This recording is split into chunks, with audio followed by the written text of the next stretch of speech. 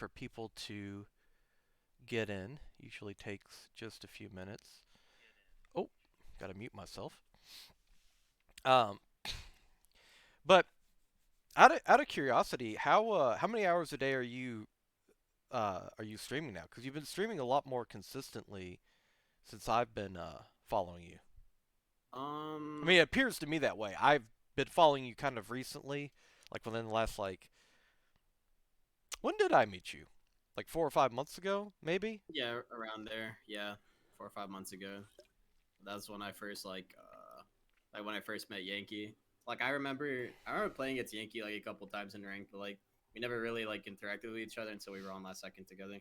Okay, because I remember specifically the Anubis game, and not not to let this set the tone, but I was laughing my ass off because everything that Yankee should not have gotten away with, he did on main Oh, when he was take. playing Ryan, Yeah, yeah. like he It, pinned from the fountain or whatever that little area, that little half circle area is at Anubis, like that comes right out of spawn. yeah. And you're like, there's no shot my team just lets you get away with. No, it's the truth. Yankee was griefing so hard, and he gets away with it because it's like a master game, and nobody like actually has their monitors on. Like it is so stupid. He should have done what he was doing. Dude, I played with him and who was your Daleth? Is that how you say his name? Yeah, Daleth was my Right, coach right, right. back Yeah, on last. I played with them, and him and Yankee decided that the combo for the night was Sim Hog, and they kept trying to Uh, TP to the back line to like flank people. After a while, I was like, I'm just gonna abandon SR at this point. I'm just, I guess I'm in it for the long haul. I don't know. They kept trying to do it on King's Row. The funny thing is, it was definitely working first point. Um, and I'm not entirely sure why. There was never an explanation given as to why the team couldn't turn around, like the enemy team. But they just kept teleporting on attack. They just kept teleporting up to that window that's like staring right across the statue, and they just kept hooking people up there and killing them.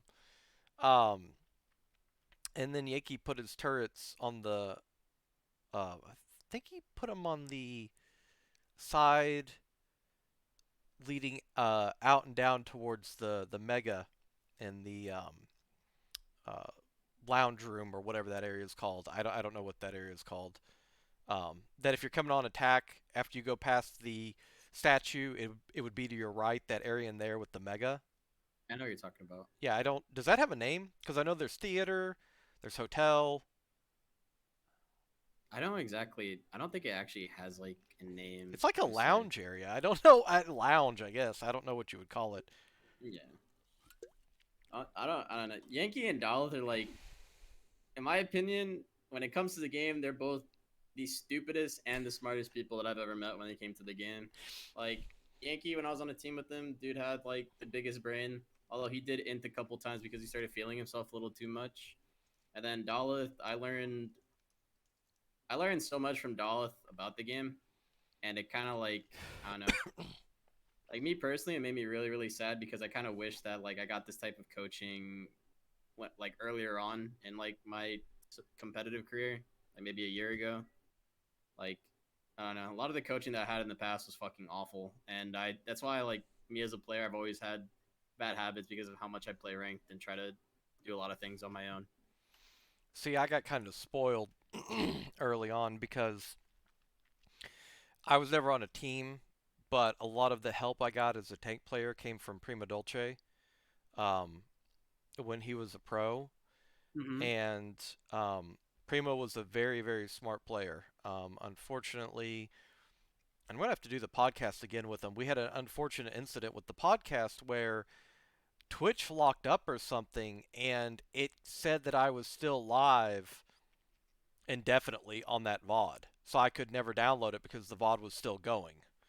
Yeah. Um, so it just expired. But he had a very big brain when it came to the game, and he was a very very smart person. And I got like a lot of tips. I again, people might argue that I'm not a high enough level to give tips, but when people come in and ask like, "Hey, how do you climb from like silver or gold?" I was like, as a tank player, like if you play corners, you will increase your value exponentially. Like, Yes. lower elo, just walk out a straight line. Like if you, as a Rhine, play around the payload and hide, like don't pretend that you're the giant meat shield that you want to treat the character as. Just you will get so much value. And somebody in Dumpster's chat the other day talked about how do you increase your um, elims per 10 and all that stuff. Like, what do you need to focus on? And it's a simple fact of not dying. If you die less, your stats go up all the like. It's just it just goes like this. It's a scale. Yeah, So I agree. it's working on simple things like that, not getting overburdened with the finer mechanics. I think really helps. But I know Yankee also uh, always spoke very highly of Daleth. I think Yankee spoke very, very highly of you, which is why I was excited to do this. He spoke very highly of you, Shaq, and Daleth. Um, and of course, his former, he really, really um, likes and supports like SK still to this day. He thinks very highly of her, um, and a lot of people. And so that's why I was really, really excited to do this. I don't know. Well, these days maybe I'll get lucky. I'll try to get SK on or something. Um, but okay, so we have people coming in, so we'll go ahead and officially start. Uh, Welcome in everybody. Oh, Tiger, Papa Reinhardt. I like that name. Uh, I like the the Jason emote too. Welcome in everybody. As always, thank you so much for joining the podcast. With this little bit of introduction that we have, as I always say, while I sincerely appreciate any follows, any subs, any chatting, anything like that, it is greatly appreciated, especially when it comes to being here for the support of the guest. But with that being said, all of my attention goes to the guests. I turn alerts off and everything like that. So if you don't see something pop up, it's not being dismissive. Again, sincerely appreciate that. But I always want to make sure that the guest, for having respect for coming on here and willing to do this, that we give them our undivided attention. So again, alerts will be off for the remainder of this episode. With that being said, we will have a Q&A towards the end. So if you want to stay around for that, you'll be able to ask Jason some questions. So with that being said, I will go ahead and hand it over to OhJason because nobody can introduce themselves better than the guest. So Jason, if you want to take a few minutes to introduce yourself. Okay. Um. Hey, what's up, guys? My name's OhJason. I'm a top player. I've been playing Overwatch for around like 4 years, and most of my competitive experience, like my competitive FPS experience, comes from that. Before I used to play Overwatch, I played a lot of like Call of Duty. Had a little bit of like a competitive background there, but didn't do too much with it. Then I also played Destiny. I recently came to PC like 2 years ago in hopes of like chasing the quote unquote dream of just like playing contenders and maybe hitting Overwatch League. But since then, like over the course of the past 2 years, I've discovered like I had a lot of faults that will have prevented me from going further. So I just decided to like be more realistic, stream, and try to like either entertain or help my viewers in any way, shape, or form that I can. Okay. So let's kind of start at the beginning here. So you started out on console. Yeah. And when you came to Overwatch, what was the allure? Because a lot of people start out with like a Call of Duty or a CSGO, and then they get into Overwatch, and Overwatch is a very different game. A lot of people they kind of like to put the emphasis on the FPS part, but and I'm quoting players a lot better than myself. It also is a hybrid. It's a MOBA FPS with the ability to have ultimates Mm-hmm. and heals and HP pool, massive HP pools, tank characters, and all that stuff. So, what was the draw to come to Overwatch? Uh, the thing that originally drew me to Overwatch was just how unique some of the characters were. Like I played a lot of video games in my day. Like when I started playing games when I was like 4 years old on a Nintendo 64, all that stuff. I'm low key a boomer, but well, when it comes to gaming and like when I first saw Overwatch, I was like, wow, every single character in this game is like crazy unique, different types of like aiming styles, different types of like weapons being used. Like when I first saw Genji, I was like, holy shit! Like this dude has a dragon blade and shit, like dashing around everywhere. When I first saw Farah, like wow, she could actually just like chill in the air, spam people with rockets. I just really liked how unique every single character was, and the thing that I love even to this day is how like each of these characters could be played in like multiple ways. Like if you see like a Sim one trick, for example, like they know how to play into their counters and stuff because they know how to play the hero in a different way. Like I don't know, it's just the characters in the game that really drew me in. Okay. And when you kind of expand upon that a little bit, when you said the characters, because you mentioned Destiny. Now, Destiny is an FPS again, has the MOBA hybrid, but it's also a very story-driven game. Were you interested in it at all? Because I think one of the, my personal opinion, one of the big missed opportunities with Blizzard and Overwatch has been expansion of the lore. Yeah, I Uh, agree. so I didn't know if the story and the personality of the characters was also a draw, or if it was more just the mechanics. It was more. I would say it's more the mechanics because when I played Destiny, I was more into the PvP side. Like I played a lot of Okay. Crucible, a lot of Trials of Osiris, but I did appreciate the lore and like the amount of detail that went into some of the raids that you played in Destiny. Like Vault of Glass to this day is like one of my favorite raids, and I recently, well not recently, like I got into Destiny 2, but it just wasn't the same. Like it was really trash in the beginning. But like I heard they improved a lot on it now, so I might maybe I'll try Destiny 2 again, who knows. Okay. But yeah, it's mainly the mechanics. Yeah. Oh, sorry. Now Yeah, I do want to sorry. go. Oh, you're fine. My bad. Yeah, sorry. I do want to go back though, because I love the fact that the starter system, if you will, for a lot of people seems to be the N64. Yeah. What were the games you played on 64? Uh you know, Legend of Zelda, Majora's Mask, couple Mario games. Oh, what else did I used to play on the Nintendo 64? Have you gone back and tried to? Because I always ask people this when they talk about the N64. Have you tried to go back and actually use that controller? That is the worst controller scheme.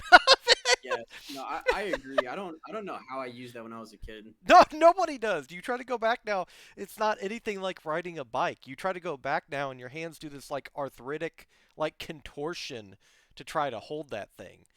Yeah. It's so awkward and bizarre. Um, did you? I always have to ask this too. Did you play GoldenEye at all? I played a bit of GoldenEye, yeah. Okay, because I always wonder if for people that had the N64, because one of the games that people quote a lot into their adventure, their foray into FPS games is Halo. But before that, as a fellow boomer, mine would have been GoldenEye. That was the first FPS that I really got into and enjoyed. Um, and it was also the first time that I think we actually universally, without there being a lot of Reddit communities or anything like that, we all banned one character, and that was Oddjob. Um, nobody was allowed to play Oddjob. Yeah. So, okay, well, with that being said, so you started out at console, and then you eventually transitioned to PC. Now, was transitioning to PC, was that only to get into Overwatch initially, or did you just want to get into PC in general? It was mainly for Overwatch. Like I understood that there were like, other communities I could have gotten into. Like when I came to PC, I could have started grinding like CS:GO or like play like Minecraft and like get into the PvP thing for Minecraft. But like it wasn't, that wasn't for me. I wanted to play just for Overwatch. Now I've kind of like been diversifying the games that I play. Like I play a decent amount of Valorant now. I played a decent amount of Apex Legends, and I want to continue improving in those games. So if an opportunity presents itself, or like if I get more comfortable with the games, like I'll start streaming them. But Okay, until then, I'm not really doing that. It was all mainly for Overwatch, basically. okay. Like I really wanted to do something here, but And at what point did you start to notice that you had the skills going forward to look for a team? um, so when I first came to PC, I was like Hearthstone, like Diamond and Plat for 2 seasons because, originally when I played on console, I was a DPS player. I played a lot of like Genji Pharah, Hanzo. Then for tank, I played like Zarya and Diva. My original peak back on PS4 was like 44-35.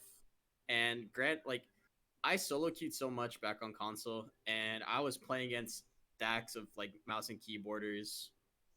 Like when I used to queue at night, it was so annoying, but it's whatever. And then when I noticed that I got the skills to try out for teams, it took me like, as I said, 2 seasons. I got to GM like towards the end of Goats, and that's when I started like grinding my Orisa, and I got to like 4.2.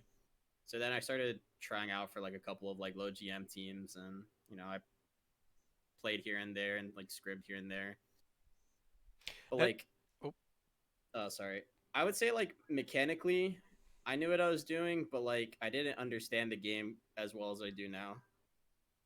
okay. Now, did you transition also?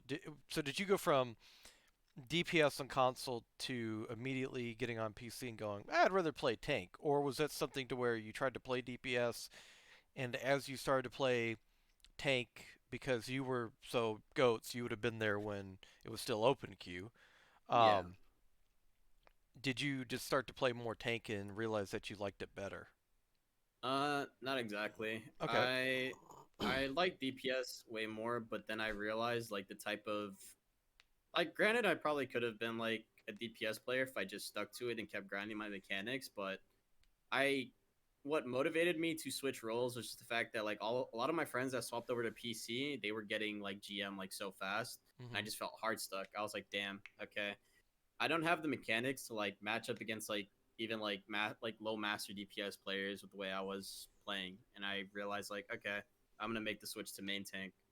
So I just learned Ryan and Winston towards the end of Goats, got to 4K, and then after that, like nobody on East Coast wanted to play Goats. Everyone was just like Orisa Hog Baptiste, and I was just it was dog shit because there was one season my profile that looked so ugly because I stopped like I dropped to Masters and I just stopped playing because no one would play like Goats at all on East, and I didn't have money for a VPN back then. Mm, okay.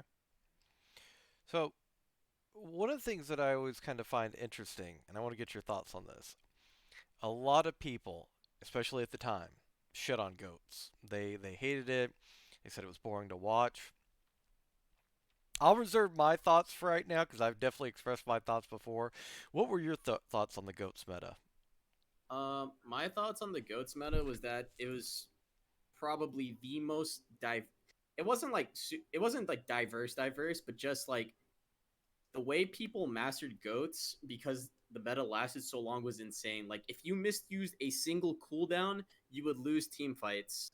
Yeah. Like people like just because the meta was around for so long, people knew how to play it, and it was like it got boring after a while. It was just goats every single match, and it lasted an entire year. So I understand why people got like annoyed with it. But what was cool about goats is that you see the evolution and you see the variants that were created from goats. Like you saw people running somber goats, you saw people running May goats, you saw Kree goats, you saw monkey goats, you saw floats. Like it was like so many different variations of goats, and it was really really cool to see. Like it was unique, and on top of that, like towards the end of goats, people started realizing that there was like you didn't have to play goat, there were counters to it. Yeah. Like people were running DPS and stuff, right? Was it And four ball or four ball? Four DPS ball, something like yeah, that. 4 DPS ball mercy, and it's like yeah, like a Pharah soldier, like a Hanzo, like whatever. You just had 4 DPS. You take multiple angles around them, and then if they try to like they can't really run on anything because like all of you are like are all of you are a bunch of squishies on like a bunch of different sides of the map, and if they try to run on something, they expose themselves to so many angles and they just die. Yeah. So it was nice, but I understand why it was frustrating for a lot of DPS players considering they were restricted to either the Zarya role or the Brig role. And knowing that you weren't able to like play the characters that you wanted to play was really frustrating. Like one person in particular that I think of that, the meta really affected a lot was Effect. They used to play for Dallas Fuel. Hmm. He was like a tracer god, and he couldn't even play tracer. He was just stuck on Zarya, and his Zarya wasn't even good. So he kind of just fell out of love with the game, retired, developed mental issues because he was just like, wow, I can't. I can't do what I was paid to do, which is carry because the game sucks.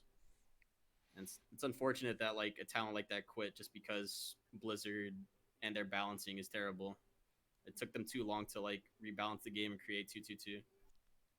I think, and I've said this from the beginning, I think a lot of issues with balancing, I don't want to say that they would have been resolved because Blizzard has proven that if there's a will and a way to screw it up, they're going to find it.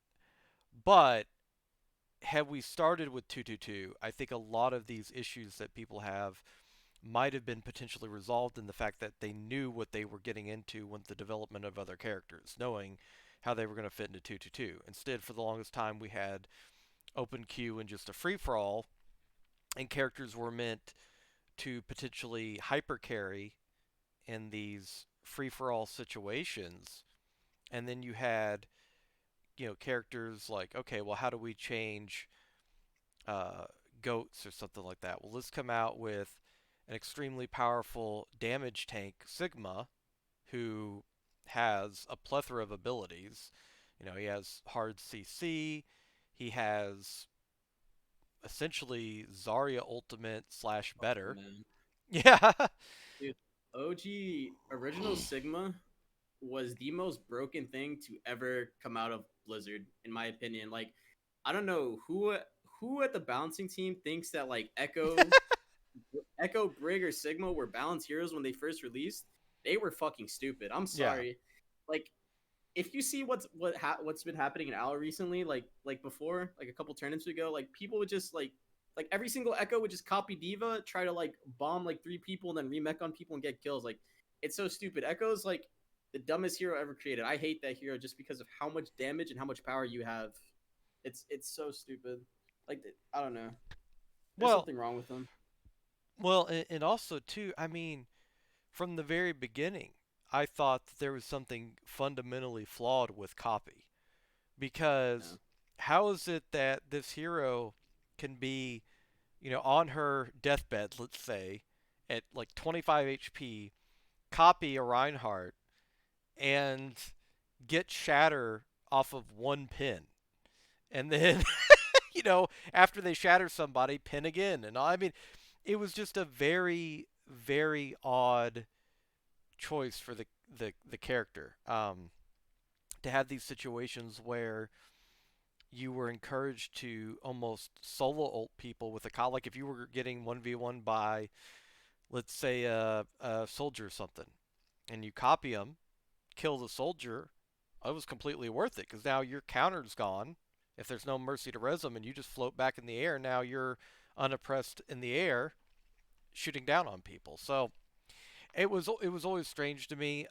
Sigma again, and I've said this too before. I don't know what your thoughts are on this, but what is it with Blizzard in making characters that do what another character does, but only better? For instance, when Echo came out, why would you play Pharah?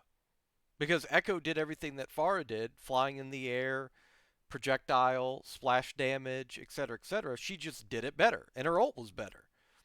It just seemed like she completely replaced what made Pharah unique. And Yeah. same thing with Sigma.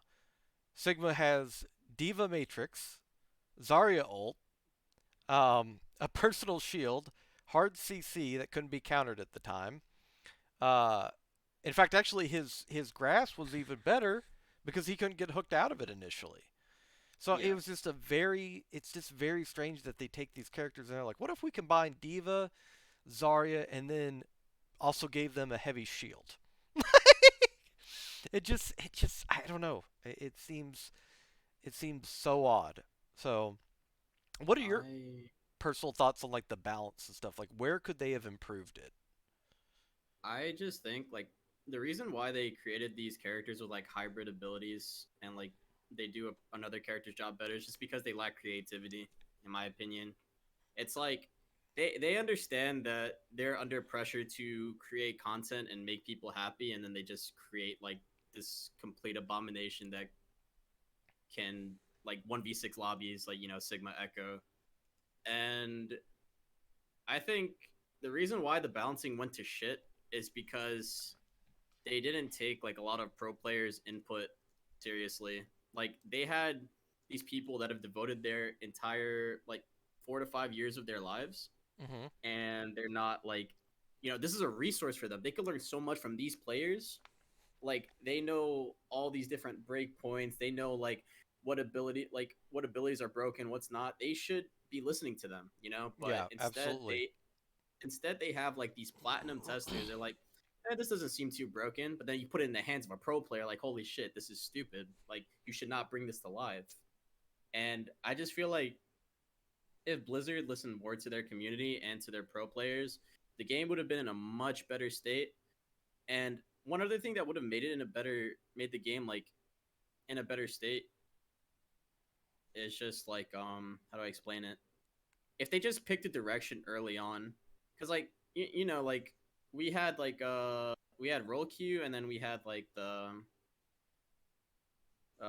open queue. And Hmm. with the open queue, it was just like you're doing all these balance changes, and then when we switched over to roll queue and certain things didn't get changed, like, I don't know. Like they should have just picked direction with Overwatch. They should have stuck with roll queue at first when the game first came out. Just made it 2-2-2 lock, and then just bounce around that from the start. You Yep. know, Yeah, I completely agree. and now we're going towards 5v5 when we've spent the past 2 years bouncing around 6v6, which it doesn't make me like I'm not hopeful for Overwatch 2. I think Overwatch 2 is gonna suck so much Yeah. because there's just no way you could make some of the tanks in the game self-sufficient. For example, Zarya, like, how is a Zarya supposed to hold or take any space with just two bubbles? And like with Diva, like how is she supposed to like solo tank? She just can't. You can't do it. Like the best tanks for Overwatch 2, in my opinion, I think it's gonna be like Orisa and Ball because they're the most self-sufficient tanks in the game, and Sigma. Right. I think the only way they could do it with Zarya is to completely change the way that her bubbles work and go with the idea of where she can bubble her whole team with a self bubble like anybody that's around her. Um, Something I always thought would have been cool is she could target enemies with the bubble and they couldn't take damage per se, but they also couldn't use abilities or attack for Yeah. the duration of it. Something, but I mean, just thinking outside the box again instead of like just giving heroes everything. Um, because that's once you do that, once you just give a hero everything, then it becomes so difficult. It's for instance, let's take Doomfist, right? Is Doomfist great right now? No, Not really. He's like but meh. you have a character that's hypermobile, one shots people, gets what 400 health if he gets his shields, has an escape in his ultimate. You either that character's gonna suck or that character's gonna shit on the entire lobby. Like there's not an in between with that type of character based on his kit. It's the same thing with Brig. Brig can Yeah. they've balanced it a little better. Brig could be in certain okay spots, but her kit just is gonna make her super oppressive. With like how much CC and stuff she has. Uh, somebody pointed out that you could take Sigma, remove old Sigma with his damage still intact and all that, and you could delete his shield, and he still would have been a hell of an off tank. Yeah. Um, so I don't know. It's just a lot of the choices are very bizarre. I completely agree with what you said about bringing in tier two players and pros, former pros, and all that. And that's something I think Riot Games has done with like League of Legends and all that. They've gotten a lot of advice from at least from higher level players too. Maybe not necessarily even pros, but in patch testing they've brought in people like Skara and all that who were former pros or consistently high level players and they've gotten their input. And I just think that Blizzard from the beginning, especially with what they did with the tier 2 scene, they just didn't care. Um, Yeah. which is a shame. And I also agree with you that Overwatch 2, I think it'll have a boom period initially because I think some people will come back to play it, streamers and stuff. But then I think it'll die off pretty quickly. No. I agree. Um, so with that being said, as we set that up, so when you started to join teams, I always want to talk about this with the competitive aspect, and not just competitive in terms of Overwatch. How much different did the game become when you went from solo queue and the ladder to joining teams?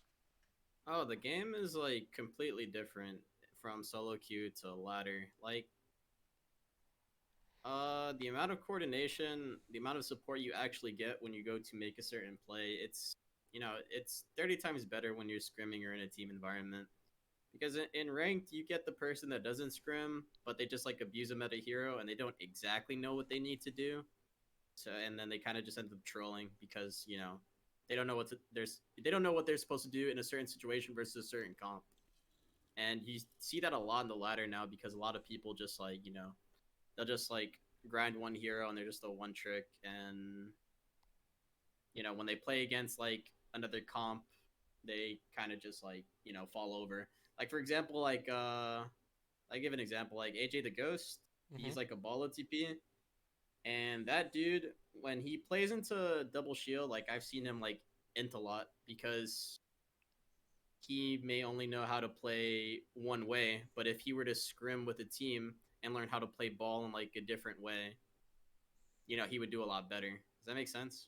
Yeah, I always wondered because I know Yeatle was on some teams for a while. I always wondered if that's what separated Yeatle from a lot of other players when it came to playing ball. Um, Um, Yeatle, Yeatle, I think just Yeatle grinded the fuck out of ball. He made so many ball one trick accounts, and I think his most notable competitive experience is when he was on OMS, hmm. and I actually played against him like a couple of times back in like a year or so ago, Who like in else was open on that division. team? Out of curiosity, because I'm trying to remember if Uh, that's the team that I knew him from.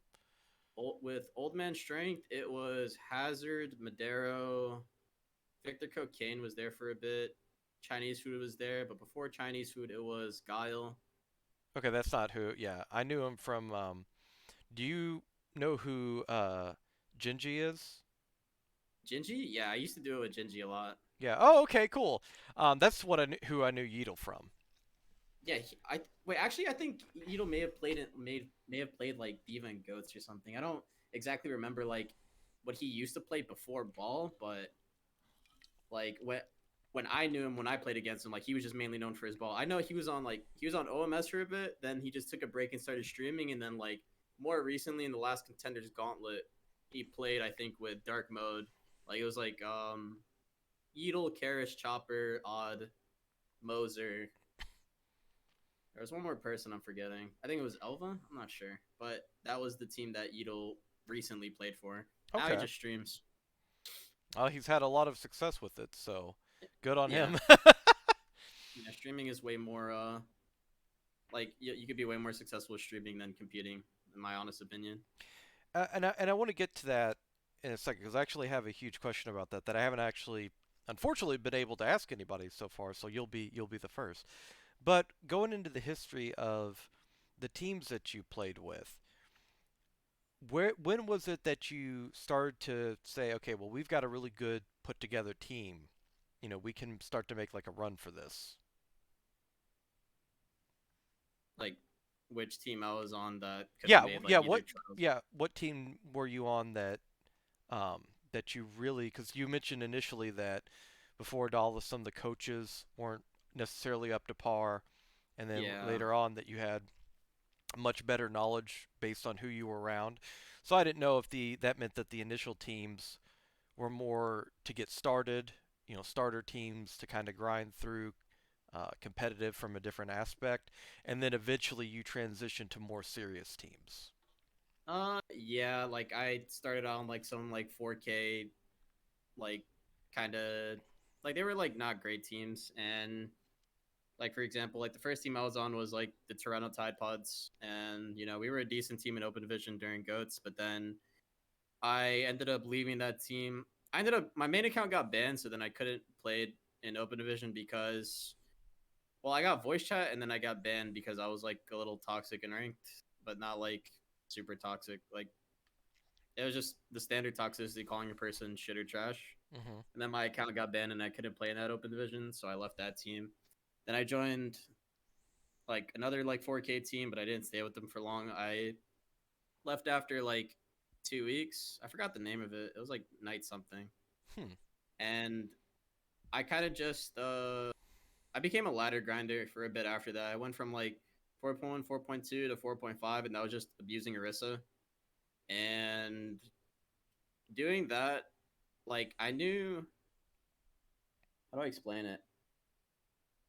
I was just an Orisa OTP and I didn't know how to play anything else. And I didn't start like really learning the game until like later on down the line, which was like really, really unfortunate. I entered like I had a really, really high profile tryout. Like I could have tried out for like I had a tryout for Grunto Esports. Mhm. And this is when like this is after that, this is when like a bunch of people started hating me, like in rank because of what I did. Um on Grunto Esports, like they were originally in contenders and then they dropped into OD. And I'm trying to remember that block. I had Tug as flex support. I had Lab as a flex DPS. I was main tank. Also, Cat Suite was there, I think. But yeah, I ended up doing very poorly in that tryout, and having Lab like be super passive aggressive to me just made me shut down and just not try. And after that tryout, like there were so many teams that like just didn't want anything to do with me.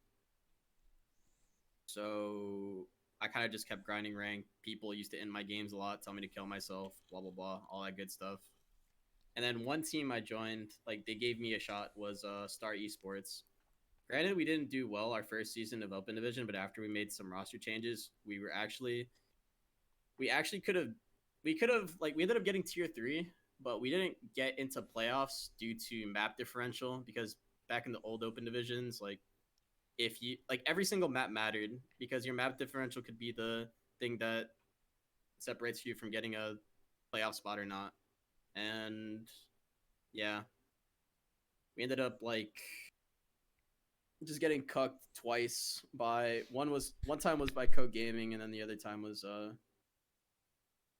I forgot the other team. I think it was OMS, but yeah, I thought that team had a lot of potential, but the coaching was shit. I was just like an Orisa OTP.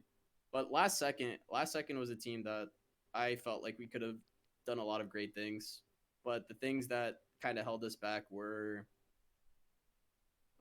just me personally, it was like my mental in scrim. Sometimes I would shut down, and there was things with like other people too, like Berserky or Flex DPS. He was kind of like underperforming, and he wouldn't speak. Samaritan always tried his hardest. That dude was like one of the best off tanks that I've ever played with. But the thing that held him back a little bit was just burnout. Shaq, Shaq was really good as well. The thing that held him back was that he wasn't the most experienced. Mhm. And then Yankee, I felt like the thing that kind of held Yankee back a little bit was that like he's too much of a perfectionist. So if he makes a mistake, it will end up haunting him the whole time. It's so bad. Like having that type of mentality, because I used to be that way where like if I made a mistake, I would just like I still am that way to this day when I play ranked or when I'm streaming. Like I get so mad if I make a mistake because I know deep down I could do way better. And that kind of just those are the things that kind of held us back. Oh, and our main support just trolled a lot. he's he's just a funny guy. He just you know, it happens. But we could have I remember we scrimmed drifters, we scrimmed like a lot of contenders trials teams, and we actually like held our own. I remember there was one time we scrimmed against like basically an owl project Mhm. where like, well it wasn't exactly an owl project. It was like they had like Gig, Vulcan. They had a bunch of tier 2 and some owl players. Okay. Gig, Vulcan, Rack Attack. I forget the rest, but like we actually held our own against them and we took like a decent amount of maps off of them. And I kid you not, that scrim Gig had double digit like he had like 20 deaths on ball. That dude was his ball was not it. His Rhine was clean though. Everything else was just very questionable from him.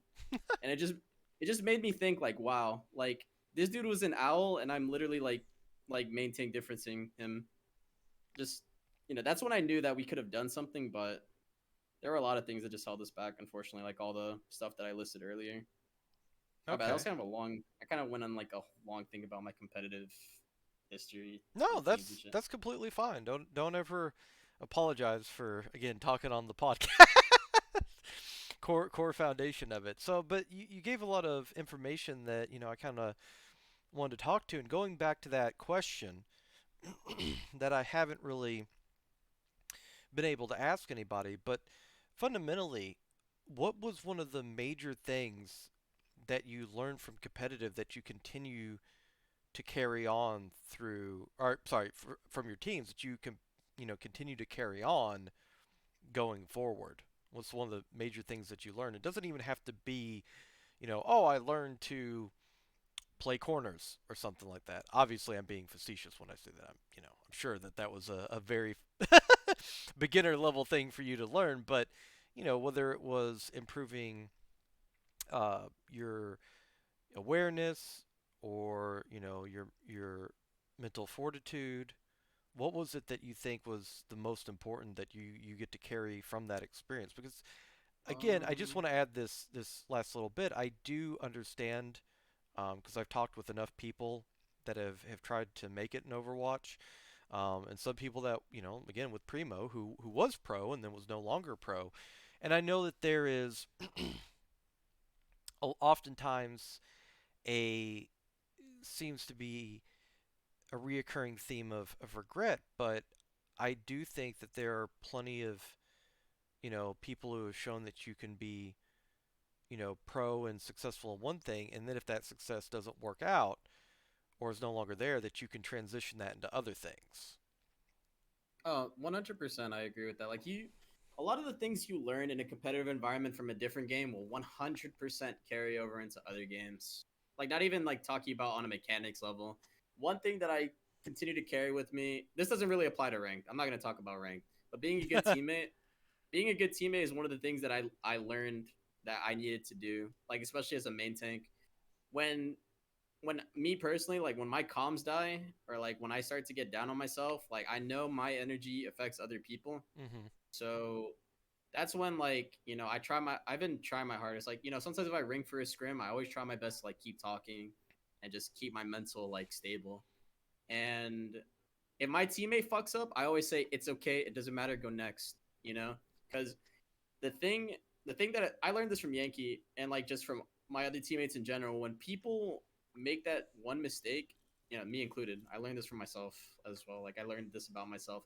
When you make that one mistake and you get in your own head, it will fuck you up the rest of a map, the rest of a series, and it will just lead to nothing but failure. Hmm. So being a good teammate, just telling them, yo, it doesn't matter. You got the next fight. You're gonna pop the fuck off the next fight. Just saying things like that, like that's that's what differentiates between like being a decent teammate and a good teammate. Being there for them, like telling them, like, bro, you got this. Don't worry about it. And like Now, how go ahead. did you come about learning this? Was there a specific moment that kind of just occurred, or? Um, I learned it like from some of our tougher series, like not on last second, but on Star Esports. I kind of learned it from I would say the person that did this the most for me was probably like my old main support Raid, Hmm.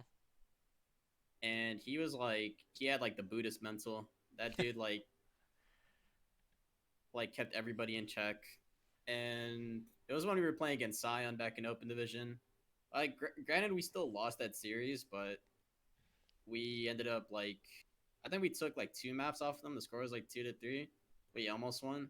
They were just like they were better, obviously, because like they had like bunch of good mechanical players, like more than us. Like a lot of the people on our team didn't really play ranked like that, except me and like I think Greg. Greg doesn't really play Overwatch anymore. But yeah, it was like Raid when I was getting down on myself after I made a misplay with my primal. He was like, "Bro, it doesn't matter. Just focus on the next fight." And that's when I focused. Like I kept focusing. Like I kept visualizing and thinking, "Okay, I need to do this fight, this in the next fight, and the fight after that." I kept thinking about what I needed to do, and I just kept doing it instead of focusing on the one mistake. And that's when I learned that I just need to keep doing that. So I always try to be there for my teammates, and I just hope they're there for me if I'm in a negative space. No, I think that that is one to have that level of camaraderie is awesome, and two, I think that that is something that in any aspect of life, if something doesn't work out, it's the GG go next, right? If something doesn't work out, there are more opportunities. People, I think, again, linger on that. If you it was Eminem, if you only had one shot. The truth is that you do have chances to recover, whether it be in one game or a bad moment on stream or something of that nature. You get close to a peak and you go on a 10-game loss streak. I mean, there's still always the chance to recover. So if that's the lesson that you took away from that, I would say that all of your time there was a success, because that's a lesson a lot of people don't have. And I think it really affects people going forward in life. So I agree. with that being said, um, when things kind of you said you realized things weren't gonna necessarily pan out in Overwatch, what have you been trying to focus on now in terms of building your community? I mean, I still want to have like a focus on Overwatch Mhm. because I still love the game. I still like, I still have good games where I'm just like, wow, that was fun. Even after like 4 years, the game to me is still like still has its moments. I won't lie and say like, that there's nothing wrong with it. There's a bunch wrong with the game. There's a bunch Mhm. wrong with the community, but obviously I can only do so much. I continue to play Overwatch because I don't know. I'm not really comfortable streaming other games at the moment. Like right now, my peak on Apex is like plat 2, and then like my peak in Valorant's only like gold. Like I still need to keep improving and try to like get to a higher skill level to the point where I'm confident that I could stream those games and I could expand into, or I could branch out into different communities, like different gaming communities. You know what I mean? Mhm. And do you think you're going to stick with primarily FPS games? Uh, yeah, I like FPS games. I don't really have that much fun with like certain story games and stuff. Like the only story game that I really like enjoyed even to this day was probably The Last of Us. Okay, well, that's a good game. I mean, It's an amazing game. I recommend like anyone play it. This the second game is kind of shit. I didn't like it too much, but it's whatever. I The first one's always a classic to me. I do agree with that. I think the first one was one of the best games in the last decade. Yep. Um, and then the second one, I feel for the developers, because how do you come off the success like I mean, it was an instant classic. How do you come off of that to because people never see things as, okay, well, I hope it's as successful. They expect the sequel to always be bigger and better. And how do you come off of such a classic game to then try and supersede that on every level? And I think that that was always going to hold them back to a certain extent. And I also think that that might have played into their head a little bit in terms of, we can just wing it with the story, because there were definitely some plot holes in the story. I don't want to spoil it for people, since it's not necessarily an old game and people might still be looking to play it, but there were definitely some character inconsistencies that I were odd to me, to say the very least. But with that being said, what community are you favoring the most now, aside from Overwatch? Oh, the community I favor the most is probably I would say probably Apex. Like I've been like checking out Apex Twitter a lot and seeing a lot of different content creators and grinders, and there's so much support behind like right now I've been grinding Valorant because I haven't really been feeling like the itch to play Apex, but like the community for Apex is like a different beast. Like that game is riddled with hackers and cheaters, and I've seen like thousands upon thousands of people like rally together, like making a hashtag save Apex ranked. Like they're so passionate about their game, and it's crazy. Like that's what I like to see. Like that's how you know a game developer is doing a good job if you have this many people feeling this way about the game, like about the direction it's headed. I just and Apex actually like Respawn, they're actually listening. They're listening to some of the complaints from these people, and they're trying their best to fix it. Like when we complain to the people at Blizzard, like the people behind Overwatch, it just goes in one ear out the other. It doesn't matter. Yeah, So dumb. I think, and I think even maybe a little more uh, sinister than that. It's maybe even to the thing with Blizzard. I think complacency has been their greatest villain, and they just assume that oh, people, shut up, you'll buy Overwatch 2 anyways. And I think that Yeah. that's one of the things that has really, and there's a lot of people that still follow that creed, and I say to this day now that the goodwill, so to speak, has kind of been lost with me in Blizzard. So you're gonna have to prove that Overwatch 2 is a good game, not just say, "Hey, we're Blizzard, trust us," because that doesn't hold any weight anymore. But Hmm. I do like the fact that you're looking at the aspects of the community, the content creators. As a content creator yourself, especially somebody coming from such a competitive background, when you go into a game, new community, new game, what is it that you're primarily looking for Like, in terms of um, what would appeal to you? Because if you like, let's say that they come out with a new FPS. Let's say that Bethesda creates a new competitive FPS tomorrow. God help us all. Um, but Fallout 86. I don't. But let's say that they do that. What would they need in it to appeal to somebody like you? Because as you just said, story games aren't necessarily your cup of tea. What would it take to drive a player who is competitive like you to go towards that game? um, something that I would greatly appreciate a lot that I think Riot has done a good job with, like focusing on anti-cheat software. Like to me, if a company has a really really good anti-cheat and people can't just like rage hack their way to like a super high rank and then sell accounts and Mm-hmm. make a bunch of money, like that to me is good. Like when I play Valorant, you barely see cheaters. Like they're so rare. But in a game like Overwatch, when you're playing in like the diamond range to like around 3800, you see hackers in like every other game because it's so you can spend $10 and get a key right now and just rage hack on an alt account and just run it down. Like, and same thing in Apex Legends in like high rated, like in Predator lobbies, there are people that are hard locking as well. It's so easy to get cheats. And there's like this other thing in Apex right now where like you can hook up a controller to your PC. Mm-hmm. It's like a hybrid setup, and you could use your mouse and keyboard and have the aim assist of a controller. That shit's so stupid. What? Like, yes, I it was PvP made a tweet about it. I could probably send you the link later, but Good lord. it's really like some of these developers just need to like really take care of their game. If your game is going to have like a healthy competitive ecosystem, then you need like one of the big focuses need to be on anti-cheat Mm-hmm. for sure. Well, and not just anti-cheat as well, but one of the things that has always irked me is,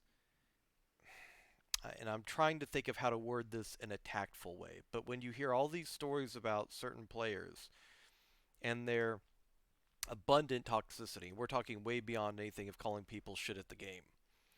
Hmm. And they are known throughout the tier 2, tier 3 community as just being toxic, uh, just petulant morons. I don't know another way to say about it. And then they are, heralded later on in the community, and they get to go on talk shows uh, and be at the front of a commercial and all this stuff. It seems it seems like it's a very poisonous situation, and I feel that along with cheating, I want to see competitive esports start to take the stance of non-esports like football, baseball, basketball. And yes, you're allowed to be competitive. You're allowed to have your opinion on certain things. But if you just got on a basketball court and said half of what these people say, you'd be banned from the league. Yeah. And if you said in college sports, right? Like, uh, you know, the NCAA or something like that, what these people said, and then tried to go into pro sports, you'd be banned from the league. But it does seem like some of these players, and we won't mention names, but when certain players get banned, or it turns out that they did something, an action or something, a course of action, and then you have people who are saying, "Oh, I'm so shocked." It's like, well, did you never hear about them in the tier 2 scene? Did you never hear about them in the tier 3 scene? And I really want to see competitive games, like I said, start to really watch their communities better, and the people that are in them. Hmm. Yeah, I agree. This, but like in this day and age, like I feel like racism and homophobia kind of shouldn't have a place. And like I feel like there's no excuses now. Like I feel like before, in like the earlier ages of the internet, like I feel like with online gaming there is a lot of deep rooted misogyny and toxicity. But Oh like yeah, now, absolutely. yeah, now that we're in a more inclusive age, like we're seeing like full women's Valorant teams and stuff, like there should be no place for sexism, racism, homophobia, any type of that, Any of that shit, it just shouldn't fly. Like we're I all agree. human. We're all human. We're all trying to live our lives. Like, bro, like just stop being a hateful piece of shit and just, be a decent human being. Well, That's and hard to gatekeeping ask. never hurts, or never hurts. Sorry, gatekeeping never helps any community, Yeah, um, true. because is and the thing that's always boggled my mind about content creation is, and especially, and I would like your thoughts on this. When people sit there and they want to gatekeep, well, you're hurting yourself, if anything, because the more people that are exposed to a game, the more potential viewers, the more potential people in your community. Why gatekeep at all? I mean, it can only help you. If you're so insecure in your own abilities as either a player or a content creator or both, that's the only reason that you would have to gatekeep that I can think of. Because otherwise, it's I mean, why would you be that concerned with it? So I don't know what your thoughts are I should say from a content creator standpoint. Like, by gatekeeping, mm, like for example, like say if you want to network with another content creator and they don't want to network with you, is that like kind of like gatekeeping, or I'm Well, trying to understand a little bit better. okay, so with gatekeeping, right? People sit there, and we were talking about misogyny. There were people that will try to not trial a player because the player is a woman, Mm-hmm. and they will say amongst themselves or whatever. Well, do we really want to do this? Da, da, da, da, da. I have never understood what the point of that was from the perspective of, if you gatekeep, what are you really showing? If she's a good player, you're only helping your team. That's Mm-hmm. that's all you're doing. And if you're so worried that like you're going to lose, attention or your spot because somebody who is a woman comes on the team, well then you must have never been as good of a player as you thought. If that Yeah. was the point where you're so insecure that you immediately think that you're going to get put down. I've never, like I said, I've never understood it. So, but as content creation, there seems to be gatekeeping in certain competitive communities too, with people not networking, with people not hosting or rating people, and I guess that's what I was wanting to get your thoughts on. Oh, like me personally, I think it's stupid if someone is good and you think their content is great. Like obviously you shouldn't like gatekeep them. And Hmm. then I'm gonna quote Joomla on this. I remember reading a post about this. Like aim is not stored in the balls. Like obviously women can be good at video games. Like I haven't heard that quote. I have to find the. It was in like a twit longer. Like I have to find the. I remember it was from him. I remember it, but if a woman is good at the game, she's good at the game. Like, there's no reason why you should gatekeep because, as I said before, we're in a more inclusive age. Right. So you should be definitely like giving some of these people opportunities. There's no reason not to. Like the thing that sucks is that with a game like Overwatch, I've only there are so few. I'm sorry, I'm burping a lot. Oh my No, no god. problem. Same. I have this carbonated drink. Yeah. There are so many like there were so many female competitors that could have like that could have done a lot, Mm-hmm. but they kind of get cucked by just as you said, gatekeeping. They don't. A lot of people don't want to take risks. Like Geggerty was on Shanghai Dragons but barely played. Like she barely got any time. It's like, why are you gonna sign this person when they clearly have talent and like she could be playing, but they're not giving her the opportunity to. And then same thing with Aspen. Aspen was the first woman to like hit rank 1 on the leaderboards. Like no one else has done that. Like she's like trailblazing, and no Overwatch League team has like picked her up. Me personally, I think Aspen is like she's good, but I don't think she's already yet. But to me, I don't exactly know like the specifics, but I feel like she should have gotten more opportunities, like more tryouts to display her talent. If that makes sense. Well, and it's actually interesting that you bring up Aspen because I saw somebody the other day um, make the claim that she only got there because she duoed. Everybody I know duos at like 45, Oh, you're 46. lagging. Oh, wait, You're just lagging like super hard. yeah, hang on. Or am I lagging? Nope, it looks like. Let me. Uh, Hello? no, no, no. I hear you. I'm looking at the stream right now. I think we're good. I don't know if I was lagging or you were lagging. Like Nope. No, it the looks image was like, yeah, we're good, we're good. Sorry, okay. the image was frozen for a second. Yeah, it doesn't look like there's anything on. It is thundering outside, so Yeah. um, but yeah, well, with Aspen, I think that's a good person to bring up because somebody was saying, and I don't remember if it was on Twitter or somebody's Twitch channel or whatever. Well, I mean, it's irrelevant because it was a stupid comment, but the comment was um, that well, she duoed, but everybody I know at 44, 45, they duo, right? I mean, I don't know a single person. All my friends duo in GM.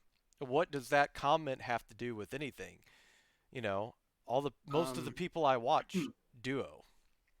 Um, I I kind of think that it's just like people's attempts to like certain Undermine individuals. They her just accomplishment. Yeah. yes invalidate her accomplishments, and it's just like I've played ranked late at night, and I've seen Aspen in the lobbies she plays in. Like some of the lobbies she's playing in, there's like 4 or 5 like owl players, and she's holding her own, and she's playing with her boyfriend Finzi. Like you know, like she's holding her own. She's doing her thing. She's popping off. There's like nothing wrong with doing. I duoed like playing when you're high SR and you solo queue and the matchmaker just gives you fucking trash. It's like you need someone that you can rely on. Like that's why like for example Well, I even duo with even not for a carry potential, for your mental stability, even. exactly having a duo keeps you sane in this shit game. It's fucking crazy. Like whenever I go on a big win streak, that's because my mental is stable. Like say for example, like I duo with some of the people I duo with. I duo with Shaq. I duo with Magic Maple. I duoed with Carrots. Like all these like support players that I played with, Haven't you they played know. with Faded too, or Yeah, no? I played with Faded a bit. Like Okay.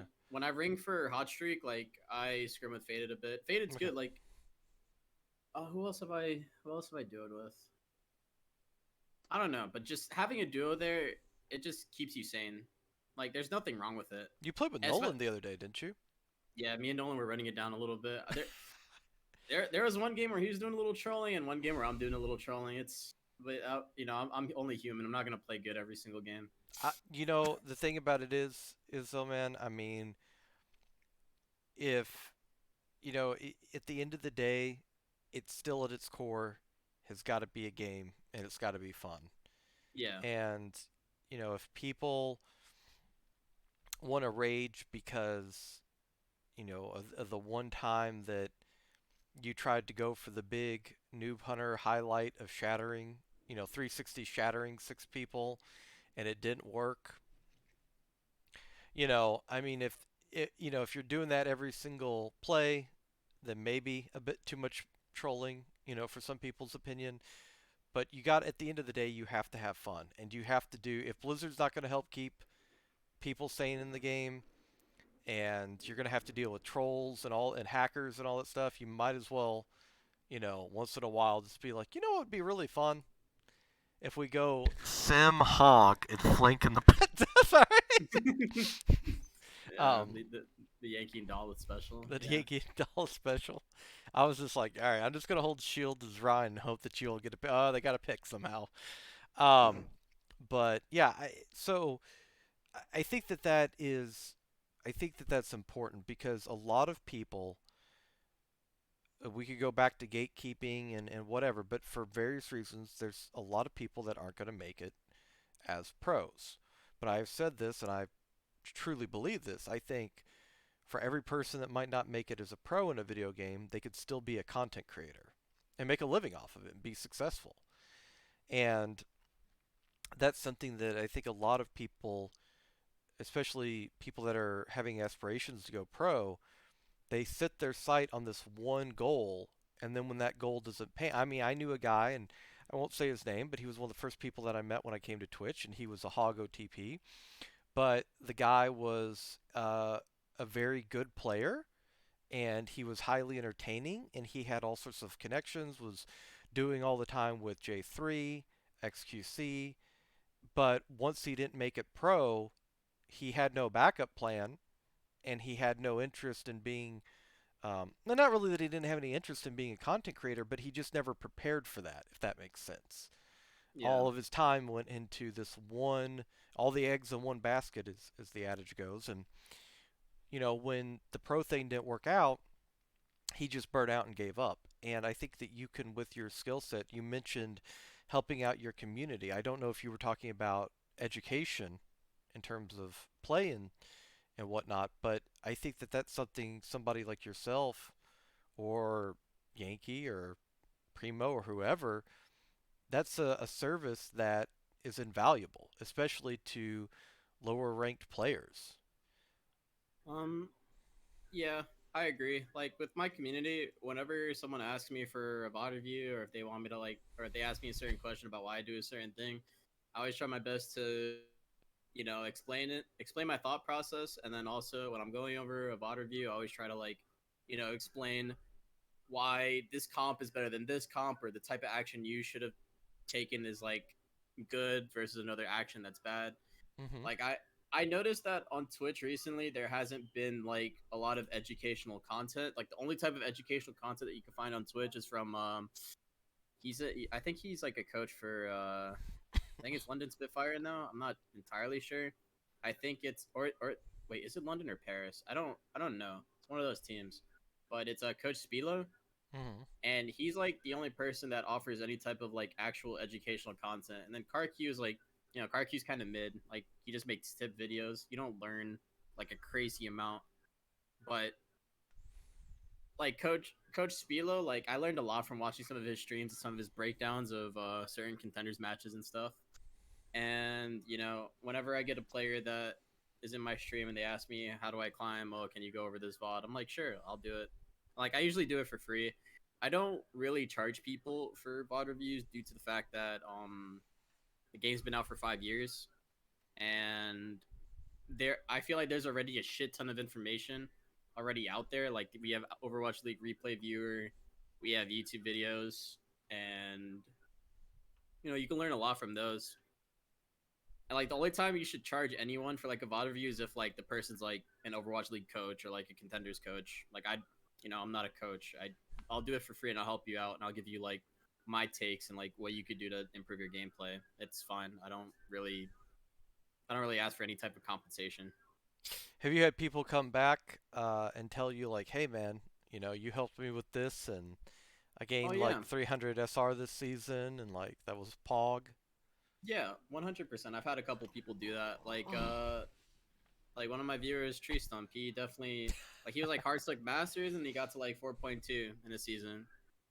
Like with some of my help, like with his ball and stuff. Hmm. And then I had another person that was in an all Overwatch League lobby, and then he showed me his VOD of like his improved gameplay, and he was actually like playing really well in a really high rated lobby. He's like 4.1 peak.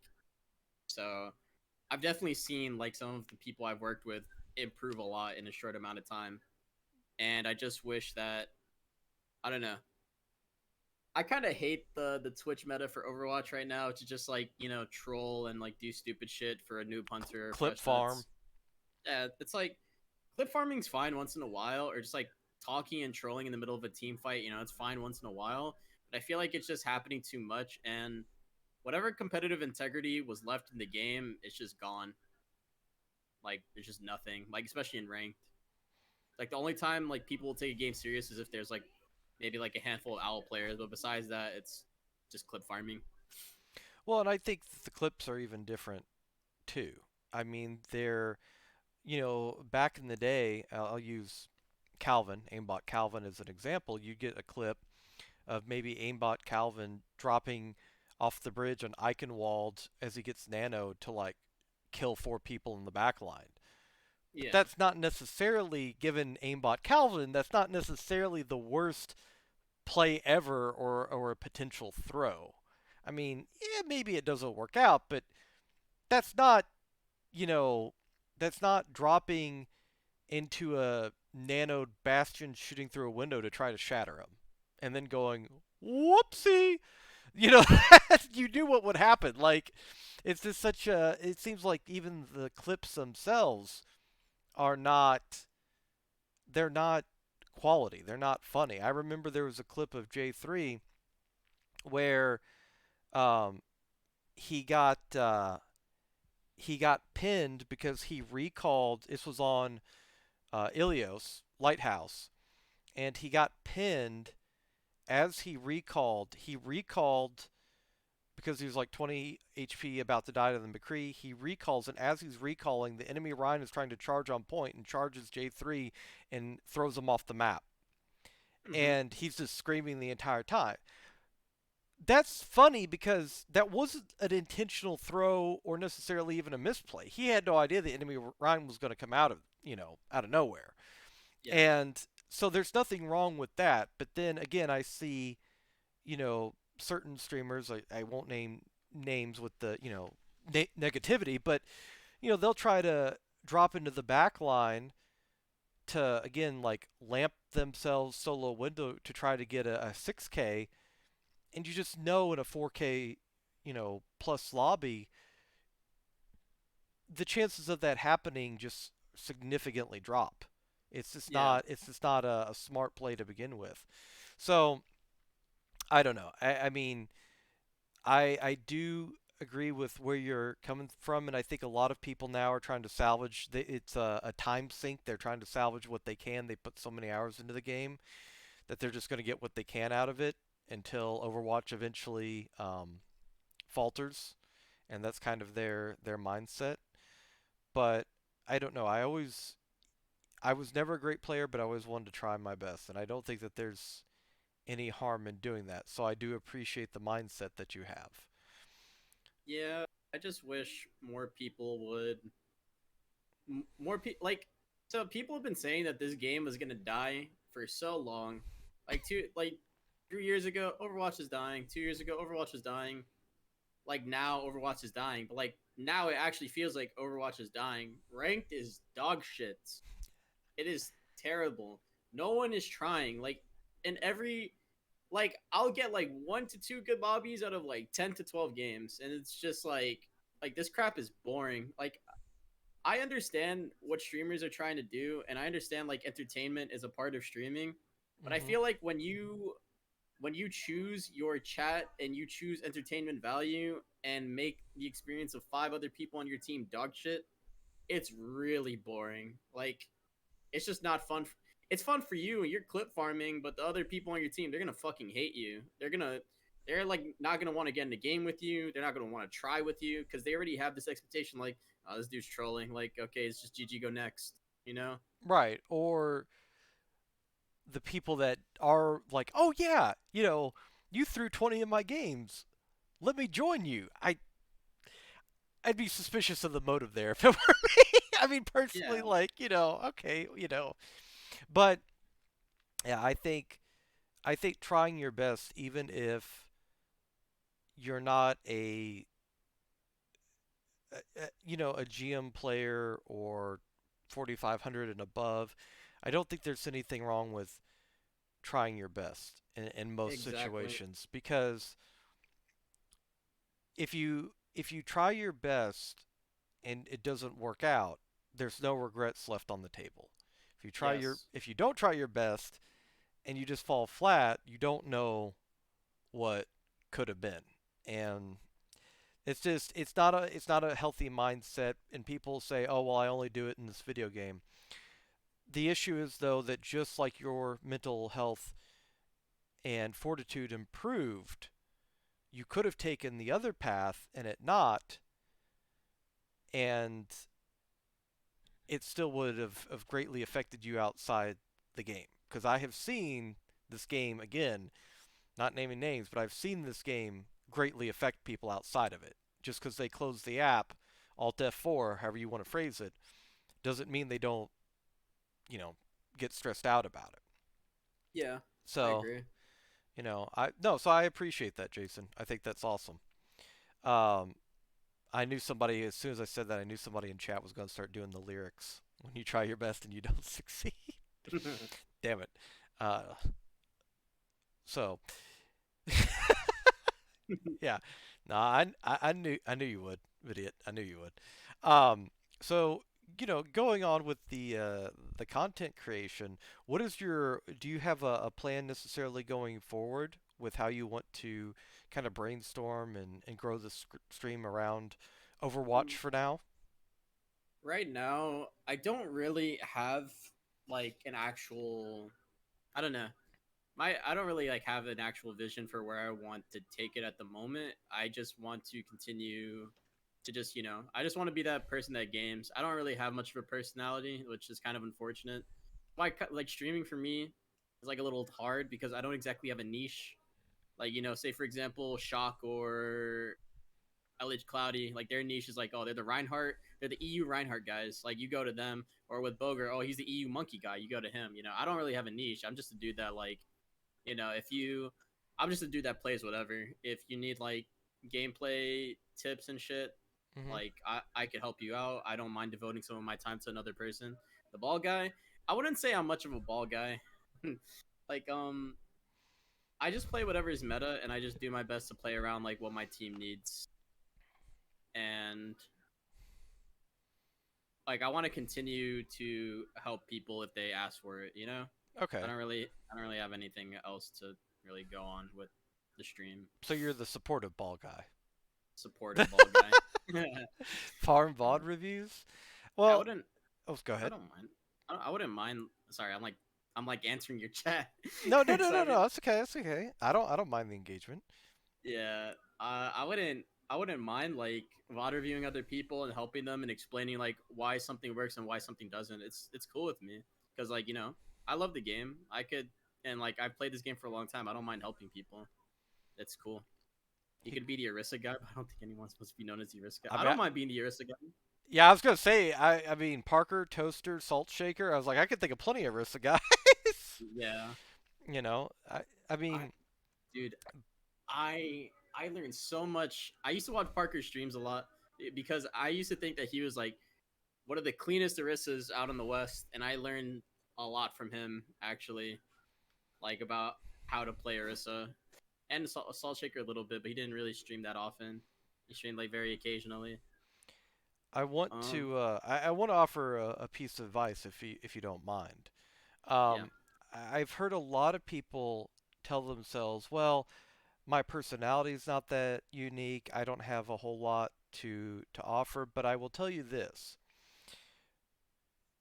Everyone has a unique background and story and where they came from. And with your growth as a person, I think that that is, and it's not just you speaking on it. Other people have told me, how much, you were able to improve your mental fortitude from when they first met you. And going forward, I think that that is an invaluable thing to offer people in this day and age. Obviously, we're not psychologists, we're not psychiatrists, but for people to know that it is possible to maintain a resolve, positive mindset, if you will, I think that is an incredible thing to share with people.